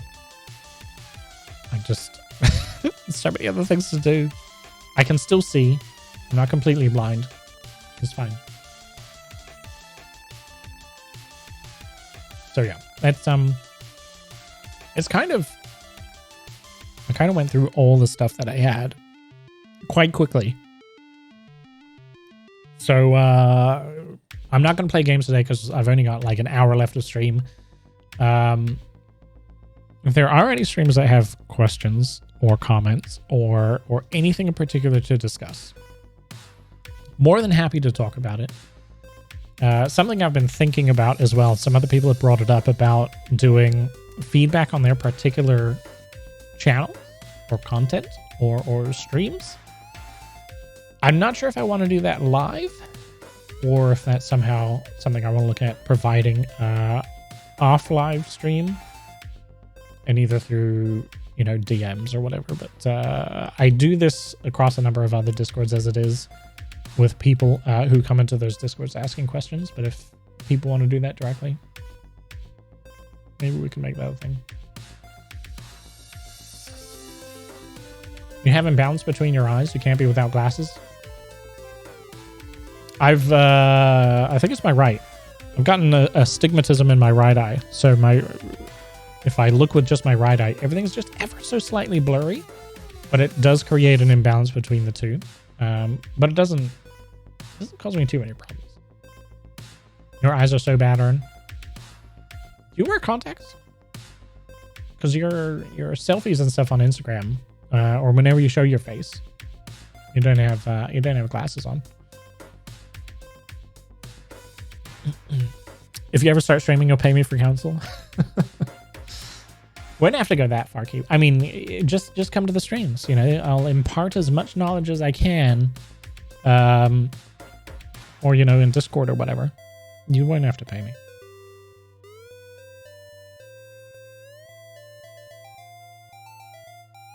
You have glasses, but just for looking at screens. I whenever I'm reading, I'm meant to have mine. I just don't. I can get by without them. 12, you were arguing with the teacher that the overhead picture wasn't sharp. That was when you found out you needed glasses. I found out from being in school. And I used to sit at the back of the class because I've always been farsighted. And I was always most comfortable sitting at the back of class because I could read the board either way. And but if I was, you know, looking down and reading or writing, and I would look up at the board that was far away, it would be really blurry and it would take a long time to focus. And that's why I need glasses. The difference between long and short distance is my eyes take a while to focus. And glasses apparently help with that. You wear glasses when you're at home, but you don't like driving with them. Fair enough. Got glasses between the summer between 1st and 2nd grade. Wow, that's a while ago. So 8? That's more like 6 and 7, I think. Remember? Because you start 1st grade when you're 5, isn't it? 1st grade 5? 5 or 6? You were 40 before you got glasses. You begged and begged and begged for contacts as you grew up. Your mom always said, wait till you're 13. I don't think you're meant to use contacts until later, right? You wore it down when you were 12. Kindergarten's 5. Right, age 7. Yeah. 1st grade starts at 7. But you finish kindergarten at 5, and then you go into 1st grade, right? So it's like around about 6, depending on when you're born. I thought. I don't know. I can't. It's too long ago to remember. I don't need to remember this. We're arguing over something that doesn't really matter. Long time ago for some of us. Sounds like USA, they're always late. We won't go into that. Kindergarten's 5 to 6.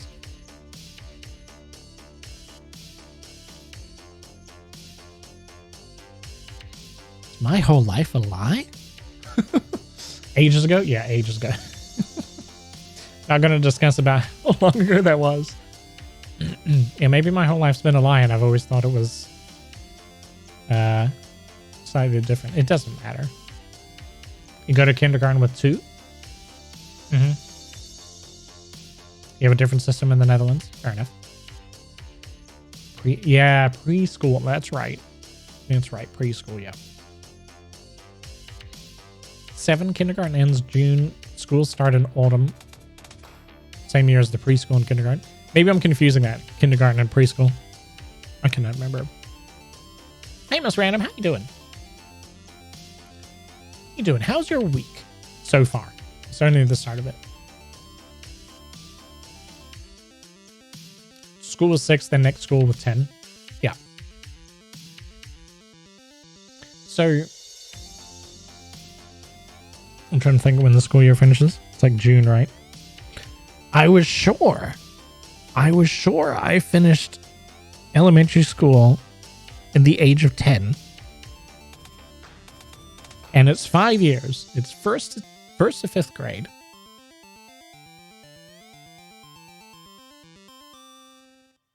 So I was always assuming like, yeah, I started 1st grade when I was like 5. You're awake too early and nervous about baby's first day of grad school? Really?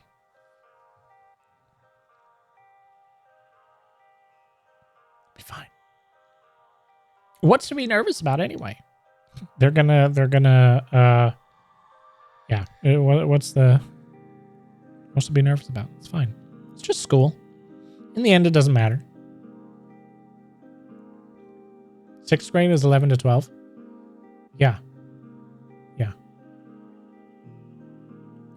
I was 11 when I started 6th grade, which was intermediate school.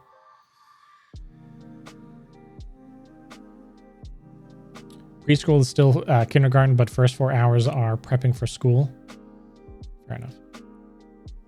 I'm gonna find out how dumb you actually are. I doubt it. You're not dumb, Miss Random. We're not gonna tell him, don't worry.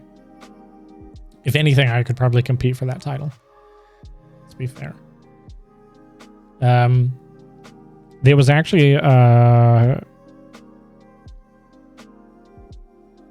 was it a paper or something recently that was talking about how university is becoming less and less valuable because it's ultimately a mortgage's worth of debt that it puts people into. It doesn't guarantee them a job and doesn't, well, depending on the degree, obviously doesn't necessarily give them the skills that they need, the skills or knowledge that they need for life. I'm sure it does. I never went to university, but I'm sure it gives, certain skills and stuff, debate, essay writing, research and stuff like this. But the amount of people that don't actually end up working in the field that they studied in is really, really high. And you've got tens of thousands of dollars of debt to pay off, but no guarantee that you'll be able to. Learning is a lifelong process. Yes, absolutely. Begins with school and begins when school ends teaching you. Yeah, that's kind of, yeah, I'll have to agree with that. Mm-hmm. You're like, whoa, they think you can help people with their brains? When you were 5, you made a drawing of your dad with like stick fingers, and the teacher was like, does he really have fingers like this? I hope your answer was yes, Kiwi.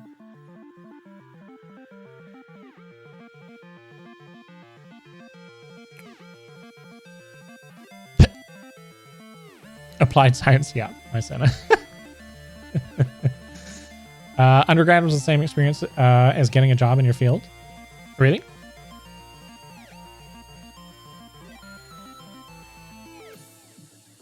You did amateur? What is that, Sam? You were just sorry, Kiwi. And when you're 5 and drawing a picture, like, it's not going to be hyper realistic. What was the teacher asking? Wish more people would realize that uni is not really for learning a certain vocation. Like I said, it does teach you some things. like how to research, how to study things, how to write like proper essays and stuff I never learned, right? And Crackle did, she did 2 degrees in university, and there's clearly skills that she learned in university that I don't have. But especially nowadays in a lot of professions like IT, for example, you can learn just as much outside of university. You can learn just as much outside of university, actually more. A lot of the people... So I spent 15 years in the IT industry, and like I say, I didn't go to university. I learned it either just by applying it, by learning it in person, or literally from the job. I learned all my knowledge in IT. And we would have fresh graduates in an IT field, so computer science or something like that, start a job, and they were like not able to function in the workplace. From the technical point of view, they didn't know much. And it's like, but you've spent 4 years studying a degree in a technical field, but when it comes to actually applying it in a real place, they couldn't. And they would almost have to start from scratch. It's like, sure hope that student loan is worth it.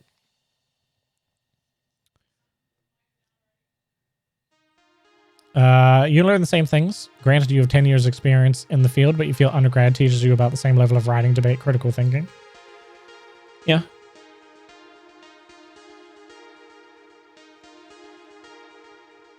Often parents think that people have to get a career that fits their degree. Yes. So when I first finished high school, you've seen it so many times, Barbie? Yeah. A lot of times. The other way can be beneficial. First, an apprenticeship in a technical field, then getting your degree. Yes. Yeah.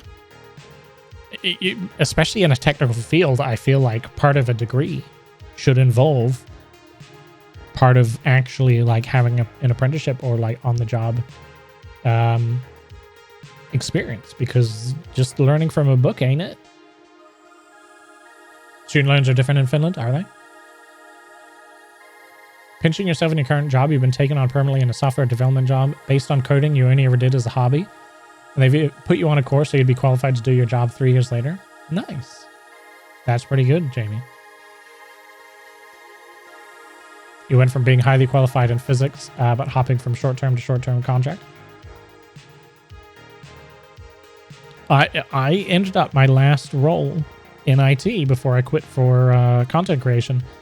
I was in a software developer role, which I would self-taught myself. I didn't have any formal qualifications in it. I've learned several coding languages along the way, all self-taught, all of which I used in the workplace. And in most cases, I used it to put myself into a position where I could utilize it. Never did formal training on it. My work did send me to a 1-week course on the language I was already using in the workplace. And I already knew everything in the course, so I didn't really learn anything new. People should wait to go to college until they know for sure what they want. That's a hard one though, Miss Random. That's a really, really hard one, because what a lot of people do is they go into university with like a passion. You know, I want to do coding, or I want to be an artist, or... You know, they go into university with this passion. And during the 3 or 4 years, whatever it is during university, where you're learning it, a lot of people realize that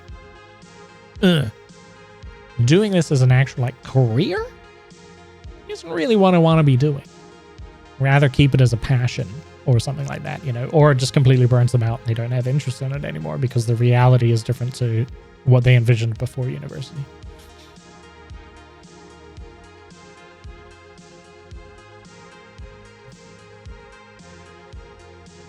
You did 5 years of uni and stuff you ended up dropping out of, then later did 4 years of what you actually want. Was it 5 years wasted though, Kiwi? You didn't learn anything during that time?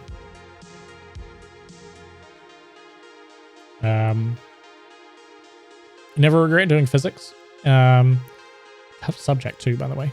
Was it any particular field of physics, by the way, Jamie? I like physics. I did 2 years of physics in high school, but that was kind of the limit of what I could achieve without being too serious about maths, and math is my biggest weakness. But I just love the physics subject itself. Don't understand it all, but you learn more about coding on your own term than in 3 years of college or university. Yes, my center. So this is what we had computer science people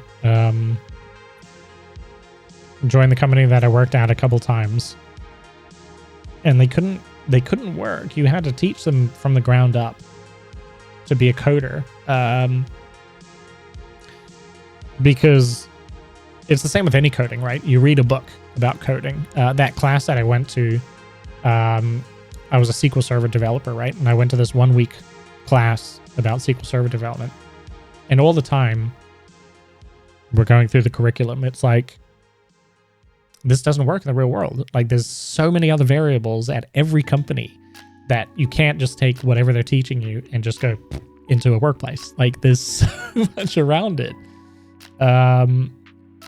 It doesn't really help you. And it's similar to, I mean, computer science degree. My brother did a computer science degree, and there is definitely stuff that he learned that's been really helpful. But it's definitely not, you can't just take it straight into the workplace, because every workplace is different, and you have to understand that, and it means things work differently to what you're taught in a book for a number of reasons. Wish college, especially community college, was free in the US. Yeah, if you could do little taster courses, right? There is a lot of that available online now, though, Miss Random.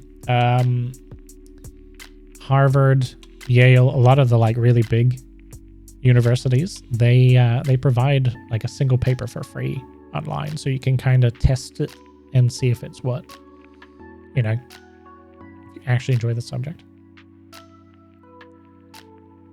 It would be nice if it was free though, right? All of it.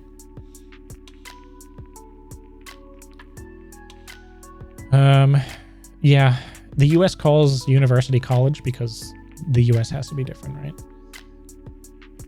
Books teach to think and concepts, but if you don't do the coding, all examples, no matter how stupid, you'll learn nothing and waste time.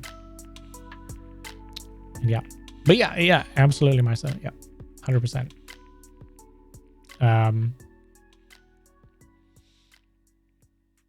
Yeah, coding's a definitely interesting one. There are teenagers who are so good at coding, there's no point in them going to university. But in certain places like the US, for example, the US has this very big cultural perception that you won't get a job unless you have a university degree. And when I was living in the US, and especially when my brother was there as well, so my older brother finished high school while we were in the US, and there was so much pressure on, like, you have to go to university and learn and do a degree, because you wouldn't even be let in the door for an application in the US. This is back in the day. You wouldn't be let in the door for an application alone if you didn't have a university degree.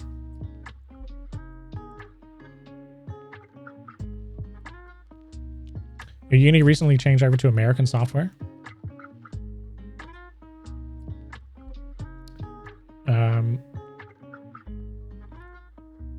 Lectures are now modules. Modules are called courses. Your course has to be a hub, which is also a course. Okay.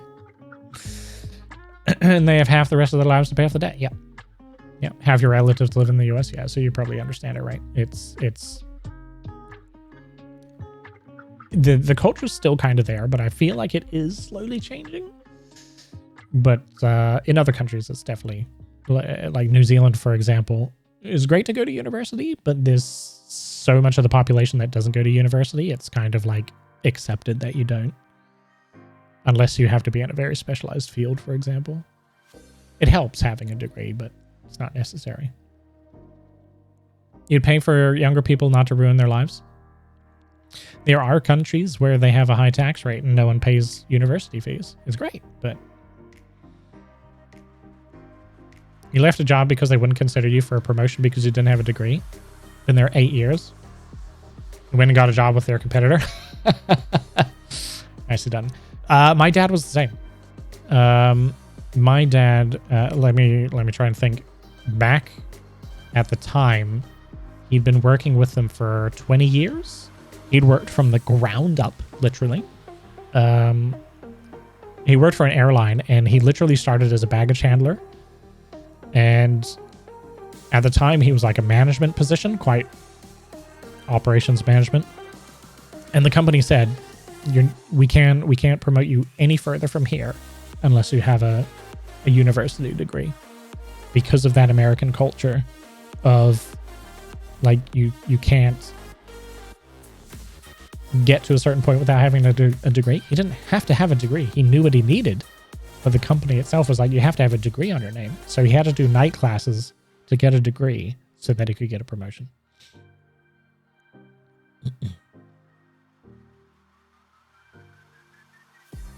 When you're done, you're going to have to call you Dr. Brain Lady. We'll do that, Miss Random.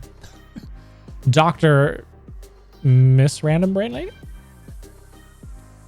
The job you were in required a degree, and they'd promoted you 6 years before.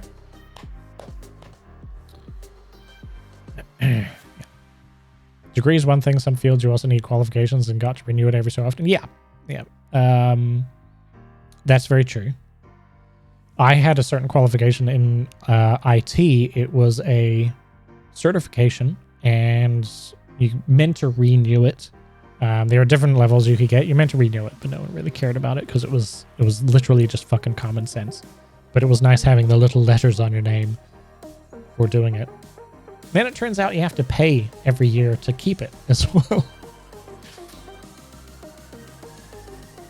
Your dad is a baker, not quite at that level as he could still find jobs, but to be employed in a supermarket, you'd probably need some sort of diploma. And not to mention food safety qualification and all that sort of stuff as well, right? I have a number of diplomas as well, so I don't have a degree because I can never pick exactly what I'd want a degree in. Not to mention the whole university study system doesn't really work well for me. I have a diploma in information systems, photography, electrical engineering, automotive engineering. What else do I have? I've got like all these diplomas because I do all these like small diploma courses and stuff that I am interested in. Not that any of them have actually helped me get jobs. Brother has a 2-year degree in accounting and just got promoted in a position that usually requires a bachelor's degree. Counted as experience? At least they did that. Your dad never studied but became one of the top experts in his field, so degrees aren't everything? No, they're not. It depends on whether a company allows you to. So my dad, for example, right, he had to get this degree simply to get promoted. He already had the knowledge. Cue 30 years of working from the company, from baggage handler up to like this really high position. I can't remember what it was. They made him redundant. They just wiped the position from the company. So the company got a new CEO in who was like this young CEO, and he was ultimately purging the old staff from the company because they were no longer young and hip. So my dad's role disappears, and he's like, fine, gets a massive payout because he's been there for 30 years. And then the company realizes that all the 30 years of knowledge that he had was actually really, really valuable. So they then asked him to come back. And he was like, no. What I'm going to do is I'm going to become a consultant, independent consultant, and you can pay me to come back at double what you used to pay me. And they did. And ever since then, he's reduced the amount of hours he works for them, but increased the pay because they always want him back every time to renew his contract. Degree he did doesn't mean squat.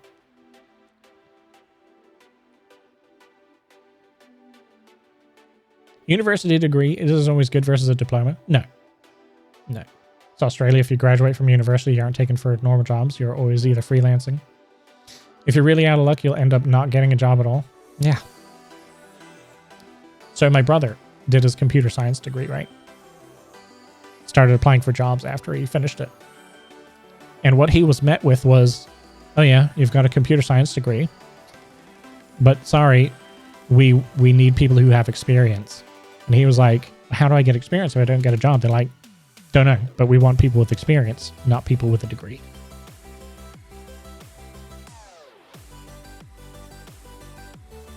And yeah, So it's like, great. 4 years of study, still can't get a job. That's why you're a freelancer. You have no degree, but the education to get one, you never got a job, decent paid. Yeah.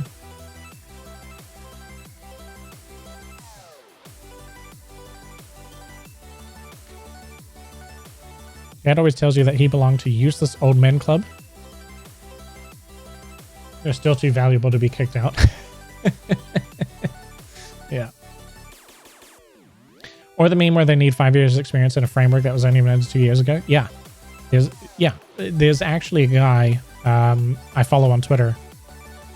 I'm not sure exactly what he made, but he made a Fast API. Sorry, he was the developer who created Fast API. I don't exactly know what it is, but he made it. He went for a job application for a place that was asking for like 5 years of experience in Fast API. And he applied to it and he got declined because he didn't have enough experience in it. He asked for the feedback. They're like, yeah, you've only got 2 years experience in Fast API instead of 5. And he's like, oh, that's funny because I only created Fast API 2 years ago. And he put it all on Twitter. It's not just a meme. It actually happens. Germany, they want an 18-year-old doctor with 20 years of work experience. Yeah, sounds about right. Yeah.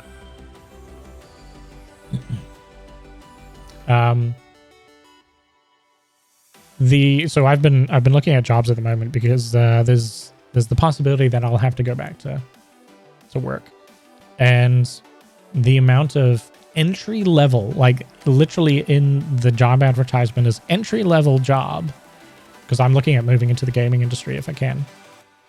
Entry level job must have 3 years experience of X, Y, and Z. It's not very entry level then, is it? It's not even junior. In some industries, 3 years is not even junior. It's like intermediate. Yeah, you just have to be the dev that worked on it for 3 years before releasing it. Yeah. Which you probably did do, yeah. But it's ridiculous, right?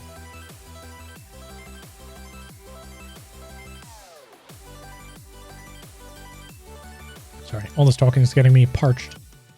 Anyway, we've moved away from streaming stuff.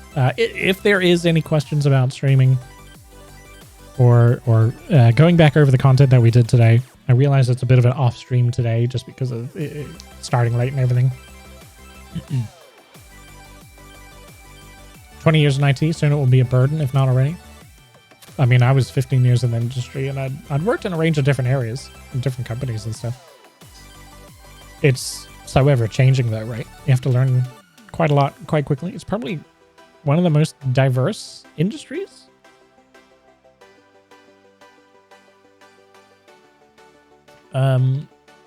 I'd say. Would it be one of the most diverse industries, IT? It changes so often. There's so many different areas and stuff you can work in. What was the answer to the question in the description? It's kind of a, what would you call it?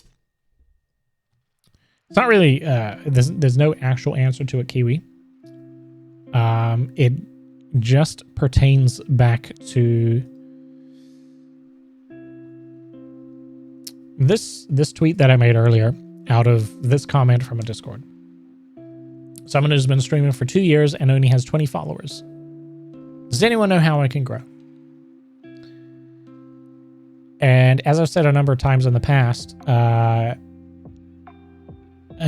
say a brand new streamer, say they want to become affiliate, or someone who's been streaming for a while and still hasn't hit affiliate, I could guarantee them to hit affiliate within 3 months if they followed some basic instructions. There's absolutely no reason why someone should take longer than 3 months. If they actually want to take streaming seriously and they want to grow it to something, and they want to apply themselves, whether they've been streaming for a year beforehand or 2 years or whatever, if they all of a sudden want to take it seriously, there's absolutely no reason why they can't hit affiliate in 3 months. If not sooner. I'm saying 3 months to give a little bit of leeway, but there's no reason why someone can't hit it in 3 months. And this example is someone's been streaming for 2 years and only has 20 followers. So they're not in an affiliate now and they're looking for growth. The follower count doesn't matter, but they're looking for growth. and I found their Twitch channel, and I looked at it, and we know exactly why they haven't grown past 20 followers. But it's more of a general case. If you're streaming for more than 3 months and you can't hit affiliate, you're not doing something, or you're not doing something right. That's it. It's my belief anyway. And if anyone is that case, or if anyone's like struggling to hit affiliate, or even just wants not seeing any growth, I'm happy to give them some tips, some resources, and some advice to help them with that. So yeah, it's not a direct question, so to speak. Guy needs to ask himself if he wants to be a streamer. I mean, that would be number one, Sam. Well, it's do you want to be a streamer, or why? Right? Why do you want to be a streamer? Why are you streaming? What's your purpose? If you just want to do it as a hobby and you just enjoy that, fine, do it. That's my advice for anyone, right? Stream. There's heaps of streamers out there who just do it for social aspects, for fun. They just want to show off some of their gameplay, fine. But if you're actually wanting to grow, if you're wanting to make it something, why? Right? If it's for the money, you're not going to get far. That's simply put. I even made a little bit of a YouTube video called "Why Do You Want to Stream?" and it covers that sort of stuff as well.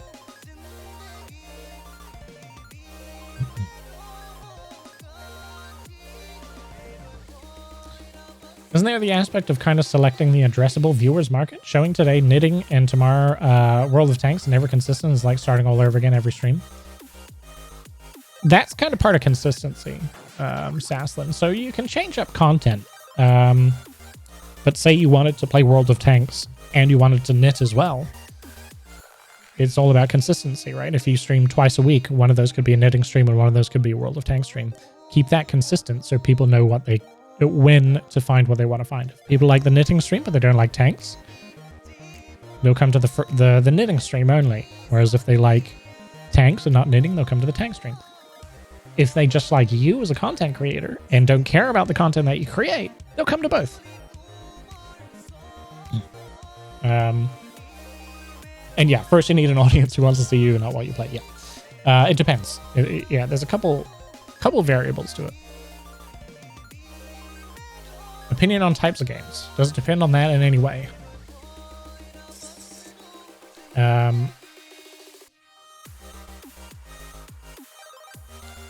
It can play a role, my setup. The game that you play plays a role, but it depends on how you're utilizing it.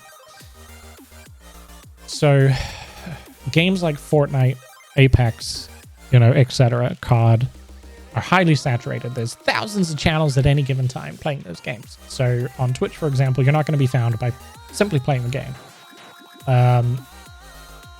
So you have to do other things around it to attract people to your channel. If you're really good at Apex, if you play it a certain way, if you excel at a certain, what are they called? Legend or whatever.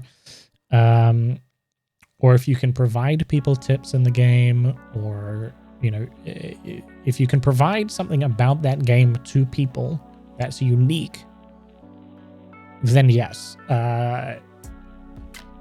then the game that you play can help.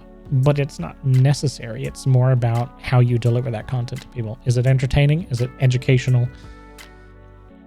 Or do you provide something like a service or something around it to people? That causes people to come to you. Otherwise, if you're playing Apex, but you're not necessarily good, you're not informative about it or whatever, you're just playing Apex, you need something else to attract people to your channel. I mean, you need to do something to attract people to your channel. You need another reason for people to stay in your channel. In regards to attracting people to your channel, just playing the game isn't going to do it. You have to advertise, share your content, and all the sort of stuff to draw people in, just to know that you even exist. Then what are you providing to them to make them stay?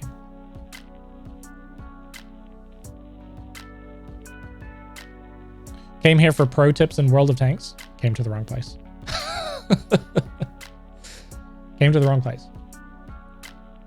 The advertising part is difficult. Yes, it's the most difficult, Mermaid. It's the most difficult. But like, sorry, Marcena. Is that how I pronounce the name, by the way? You said from your view, you help streamers grow watching, following, donating because it's a person for you. That's important. Yes. And what a lot of people eventually will do, the viewers who stick around, right? You stick around because it's the person streaming.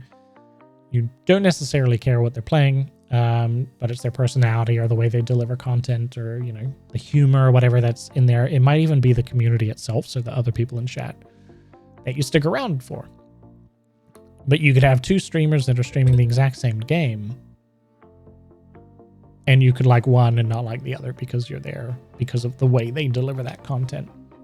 That's the core about variety streamers. So I'm a variety streamer myself. It's the core about growing a community. It's not about the game. It's about the community. It's about chat. It's about maybe the way I deliver games, the bullshit I talk. I don't know. My bald head. I don't know.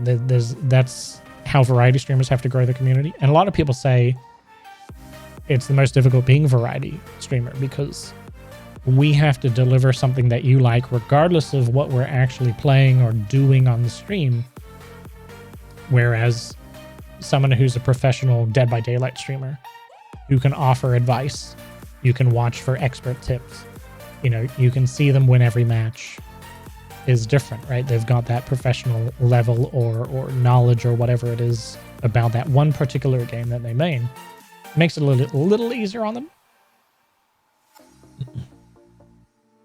Notice for games like Valorant, people sometimes come to find people to play with. Yeah.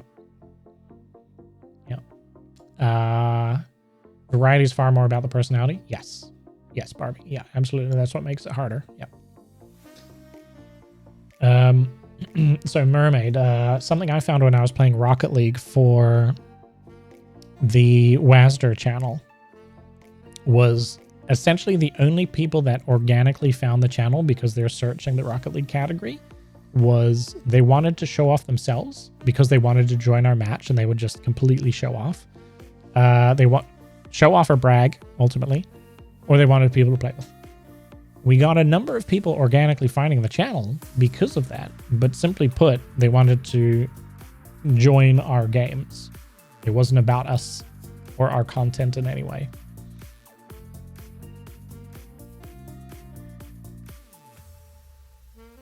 There's a big gap between many streamers and World of Tanks. One lets him, let's call him British guy, has chosen a way to be outside the community of contributors. All others cooperate. Interesting. But he provides a lot of information, doesn't he, Assassin? If it's who I think it is. I think. Sam, you don't know why people come to your stream? I don't know why people come to my stream. Let's be frank. Yeah, just enjoy them. Just take them for as they come.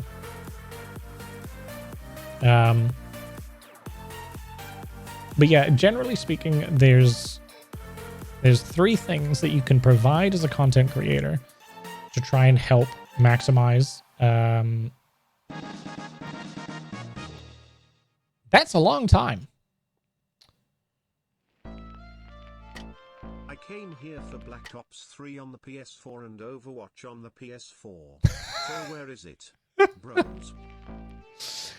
Boomy, thank you very much for the 36-month resub. Jesus Christ, it's been that long already? Your anniversary is just really messed up, isn't it? Because that's come up when you resub not that long ago.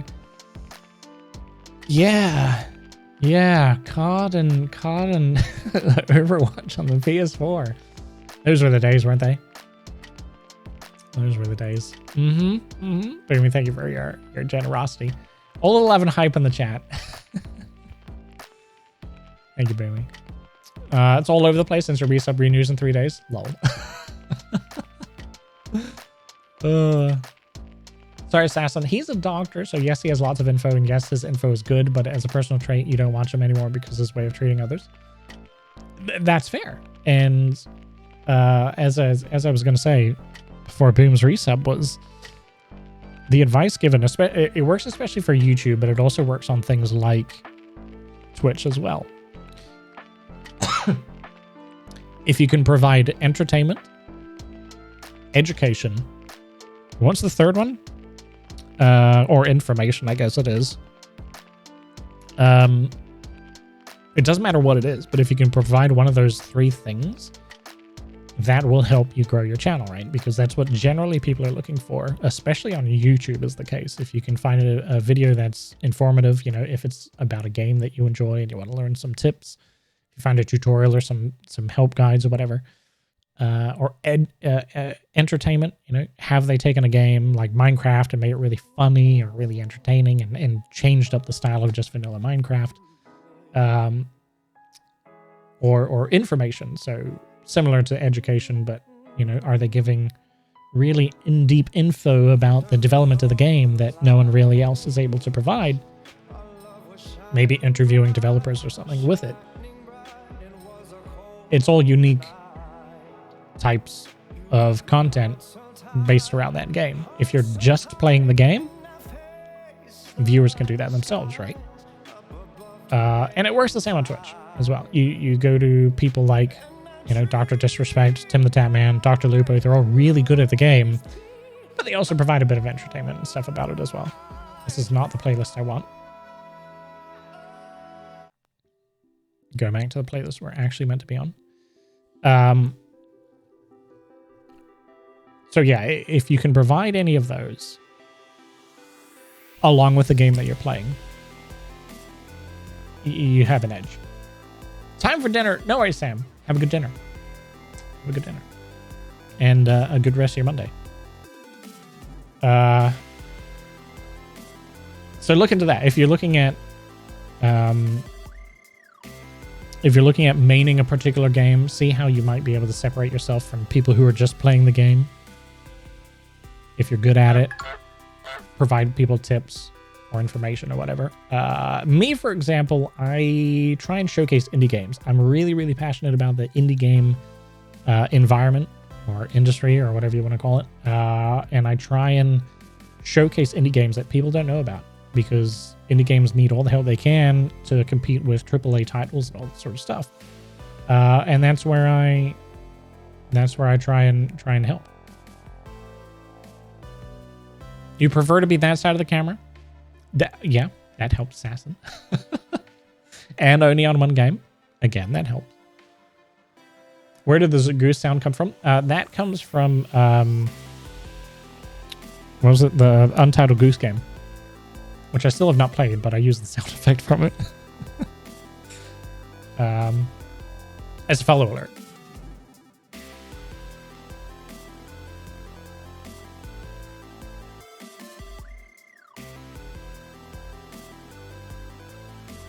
Sorry. My setup, by the way, thank you very much for the follow. Welcome to the Dome. Maybe you can get help Tag App. Get the guys to finally sell their games? Tag App? Is that an acronym for something? Sorry, I meant to thank you for the follow. What is Tag App? I'm really bad on acronyms for some reason.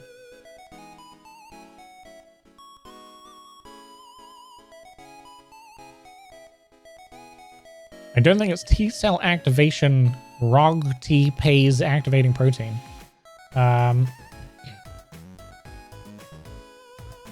you can link. Yeah. The goose one would be an awesome one to have as a point spending one. Well, for the channel points, right? I do need to update the channel point stuff. I do need to get some new stuff in there. I have some ideas. Testing it and implementing it, it's a different thing. Just takes a little bit of time.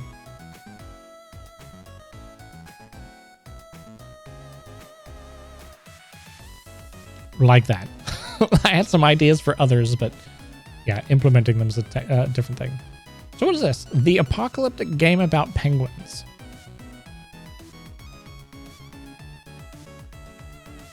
Thank you, Birmy, for adding to it. The apocalyptic game about penguins. Why do these guys not sell the game? I've seen worse games on Steam. You can literally just download it, right? It doesn't work this way. Sounds like a game for you. It does play. Here you go. Tag App. Can you literally just download it? You can literally just download it for free. After over 6 years of development, their third, and it's a freeware one, so they've specifically developed it for freeware. They do it for fun and love of what they're doing. At least that's what they say. What you might find is it's potentially a test bed for other developments, for other games. There's a developer I know. He used to be a streamer. He's now working. Studio he's working for now. Working for some AAA studio, but for a while he was an independent game developer. And he's got a couple of titles on Steam. Really basic games, but they were test beds for like trying out a new technique or trying out a different style or a different engine or whatever. And they'd make these little mini games as a test bed, pop them on Steam, and they might get the odd sale here or there. A little bit of extra revenue while they actually worked on something bigger. Could be this sort of thing. They don't, they're giving one out for free. Maybe it's just a passion, like you say. Maybe they just want to give to the world of games. Who knows? Who knows? I mean, it's well polished. It's not an easy game to make. That's the thing you wish to support. Do they have like a donation thing? I'm surprised if they wouldn't. They have like credits. Do they literally don't have like just a straight up donate or anything? Now that you know of? You're right. Maybe they literally just do it for the love of it. No, I didn't want to link that. Thank you.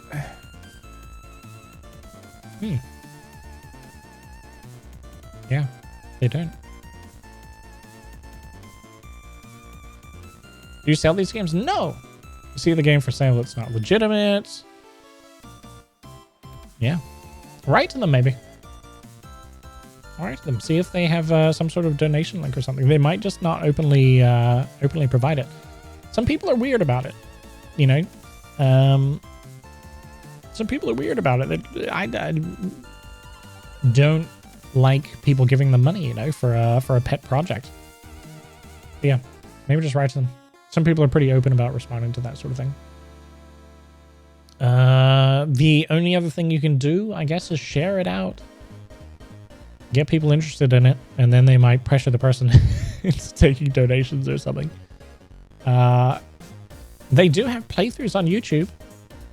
Get people watching the YouTube videos. They'll earn some ad revenue from it. Yeah, some pressure might work, absolutely. Yeah, no, some people are weird about this. Some people just like it for the passion and sharing it with the world, Can't really argue with them. We won. Boy, how you doing, by the way? I meant to ask. Hopefully you're having a decent Monday. I had a train of thought. And I totally lost it. Yeah, I totally lost it.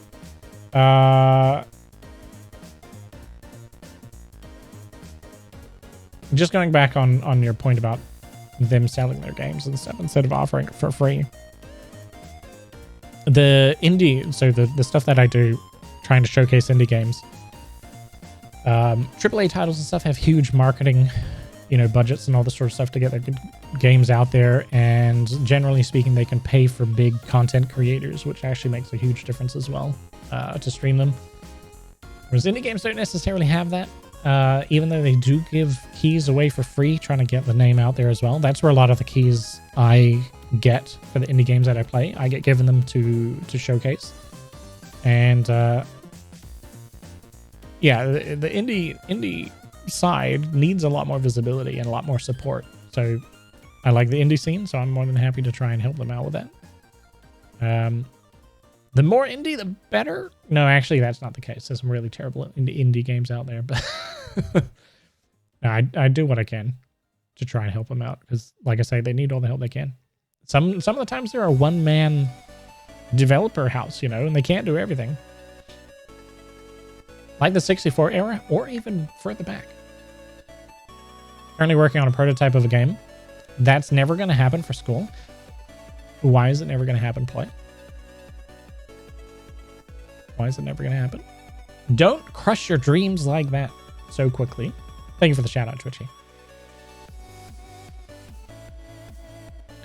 Last streaming Chernobylite. How is Chernobylite, actually? I've seen this a few times. I've even had the opportunity of requesting a key for it, but I'm not sure what it's like. Random idea just to finish the assignment. Fair enough. It's really good and gives a good challenge. Okay. I'm trying to think. Hold on a second. Let me try and dig it out. I've got a list of titles here that I should be covering soon. So we did Honey, I Joined a Cult, which I actually really enjoyed. We're doing Eastward. I've got a YouTube video of Source of Madness coming out when I managed to finish editing it. Source of Madness. I would throw that out there as a recommendation. Roguelite, side-scroll action platformer, I guess you'd call it. Where the enemies are actually procedurally generated. That's very weird. It's set in a, what do you call it? Lovecraftian universe. And it's the stuff of nightmares. It's definitely the stuff of nightmares. Hey, Flipper, how you doing? So yeah, Source of Madness, look that one up. Like I say, I'm editing a YouTube video just covering the first playthrough of it. So that should hopefully be up at some point this week. Other than that, I got a key for Sheltered 2. If you've ever played Sheltered 1, that was a very pixel animated survival... what would you call it? Survival, post-apocalyptic survival simulator, I guess you'd call it. Sheltered 2, yeah. So Sheltered 1 was really good, and I got given a key for Sheltered 2. So we're gonna play that at some point soon on the stream, probably after we finish Eastward, actually. And it's good. I've played it off stream. Vast improvement from Sheltered 1. Just as hard. But yeah, I definitely recommend it. Had a pretty chill weekend, Flippo. Yeah, relatively chill weekend. Flu vaccination. That's about it.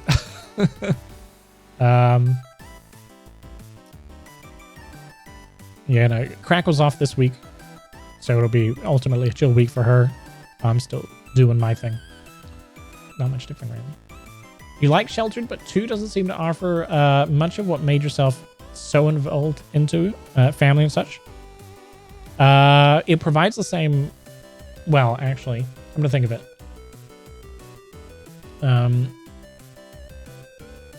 Come to think of it, though. In Sheltered 1, you started a game as a family. So you move into an abandoned bunker after this post-apocalyptic period.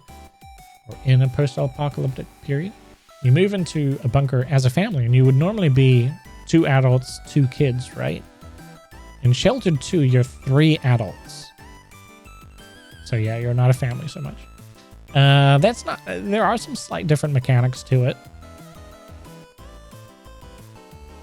So far, a lot of the core that made Sheltered 1 is still there. What they've changed is the exterior world exploration. There's now factions to deal with. Some of the buildings are a little different, but no, the majority of what was in Sheltered 1 is in Sheltered 2. I'll play it on stream at some point if you can make it or see the VODs or something. Might give you an idea. We gotta finish Eastward first, and that's probably going to be the rest of this week. So maybe Sheltered 2 next week. We'll see. But either way, from what I've played off stream, I've enjoyed it. Definite graphics improvement, though. You remember Sheltered 1 was very pixely, which I didn't mind. I like pixel graphics. Sheltered 2 is much more realistic. Well, realistic 3D models and stuff. It works either way. It's good. For me, it's an improvement on Sheltered 1. Like I say, there's some different mechanics to get used to, but majority of it's there. Yeah, it's an improvement to me. Other than that, we've got... trying to see what else. You don't mind as long as it's kept one style, not the zoomed up, blurred out. No, majority of it's... yeah, I think you'll enjoy the changes to it. I think the biggest thing they've changed is the overworld map exploration. So from memory, Sheltered 1 was very basic. You kind of like picked a place and your characters went there. Whereas now it's this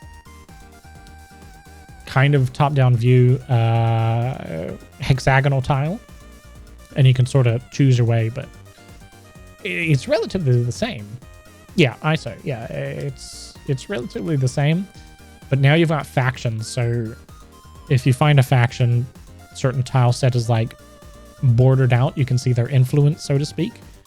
If you venture into their faction area, you're more likely to come up with a hostile encounter with them. But when you think about it, it's generally the same. It just looks better than the basic Sheltered 1. Yeah, we'll get to that on stream at some point. Assuming about next week. Just trying to remember the other games that I'm trying to cover as well. Hold on, I had the list up. We did a YouTube video about You Suck at Parking, which is very fun. YouTube video about Itora, which is not released yet. It's currently a demo. Could be a very good game. The art on that is really nice. What do we have? Oh, this Friday. That reminds me. This Friday is the Steam Next Fest, isn't it? So there's going to be 700 demos available. Thank you, Twitchy. There's going to be 700 demos available this Friday. And I don't think it's going to be available before our stream on Friday, unfortunately. So we're not going to be able to showcase them then.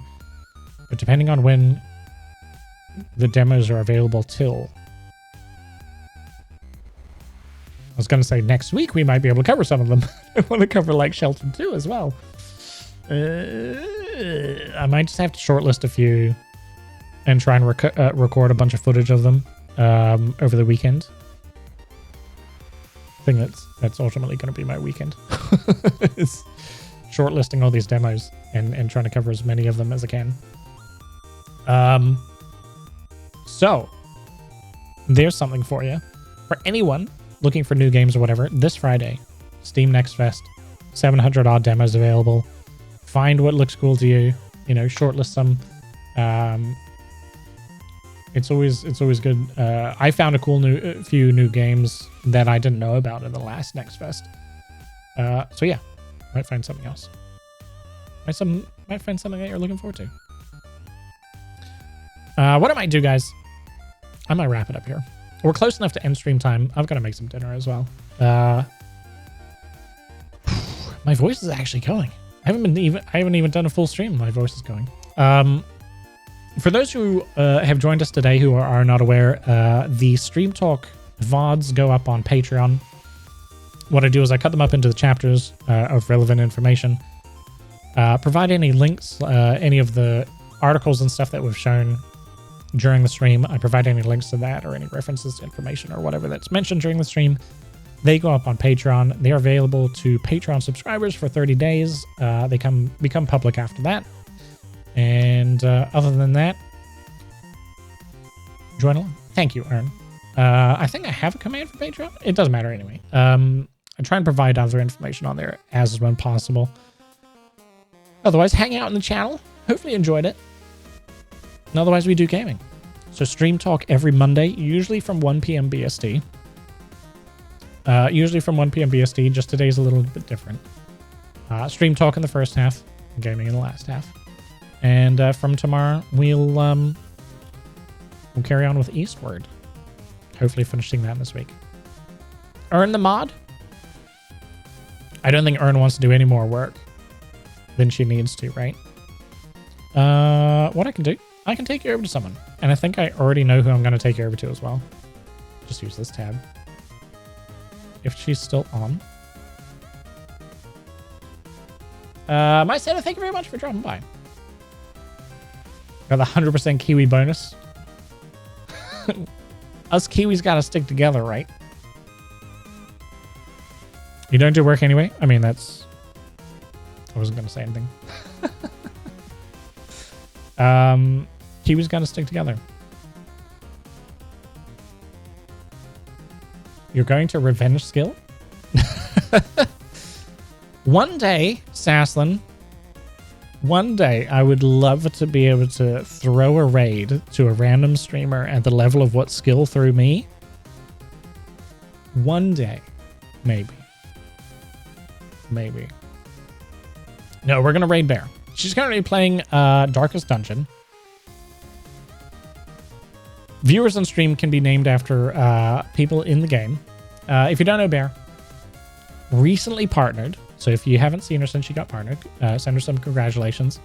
Otherwise, say hello or hang out or just enjoy the rest of your Monday. So I'll be back tomorrow, 8 p.m. BST with more Eastward. That's going to be me. Hopefully you had a good time. If you have any questions or want some any stream advice or whatever, questions in regard to streaming, calm down. Feel free to join the Discord. Check them through. We have a Stream Talk channel in there to talk about anything, or if you're looking for advice or questions or whatever, check them in there. Otherwise, join the Discord for general reasons. And we can always bring them up next stream if you want them answered on stream. That's me. Have a good one.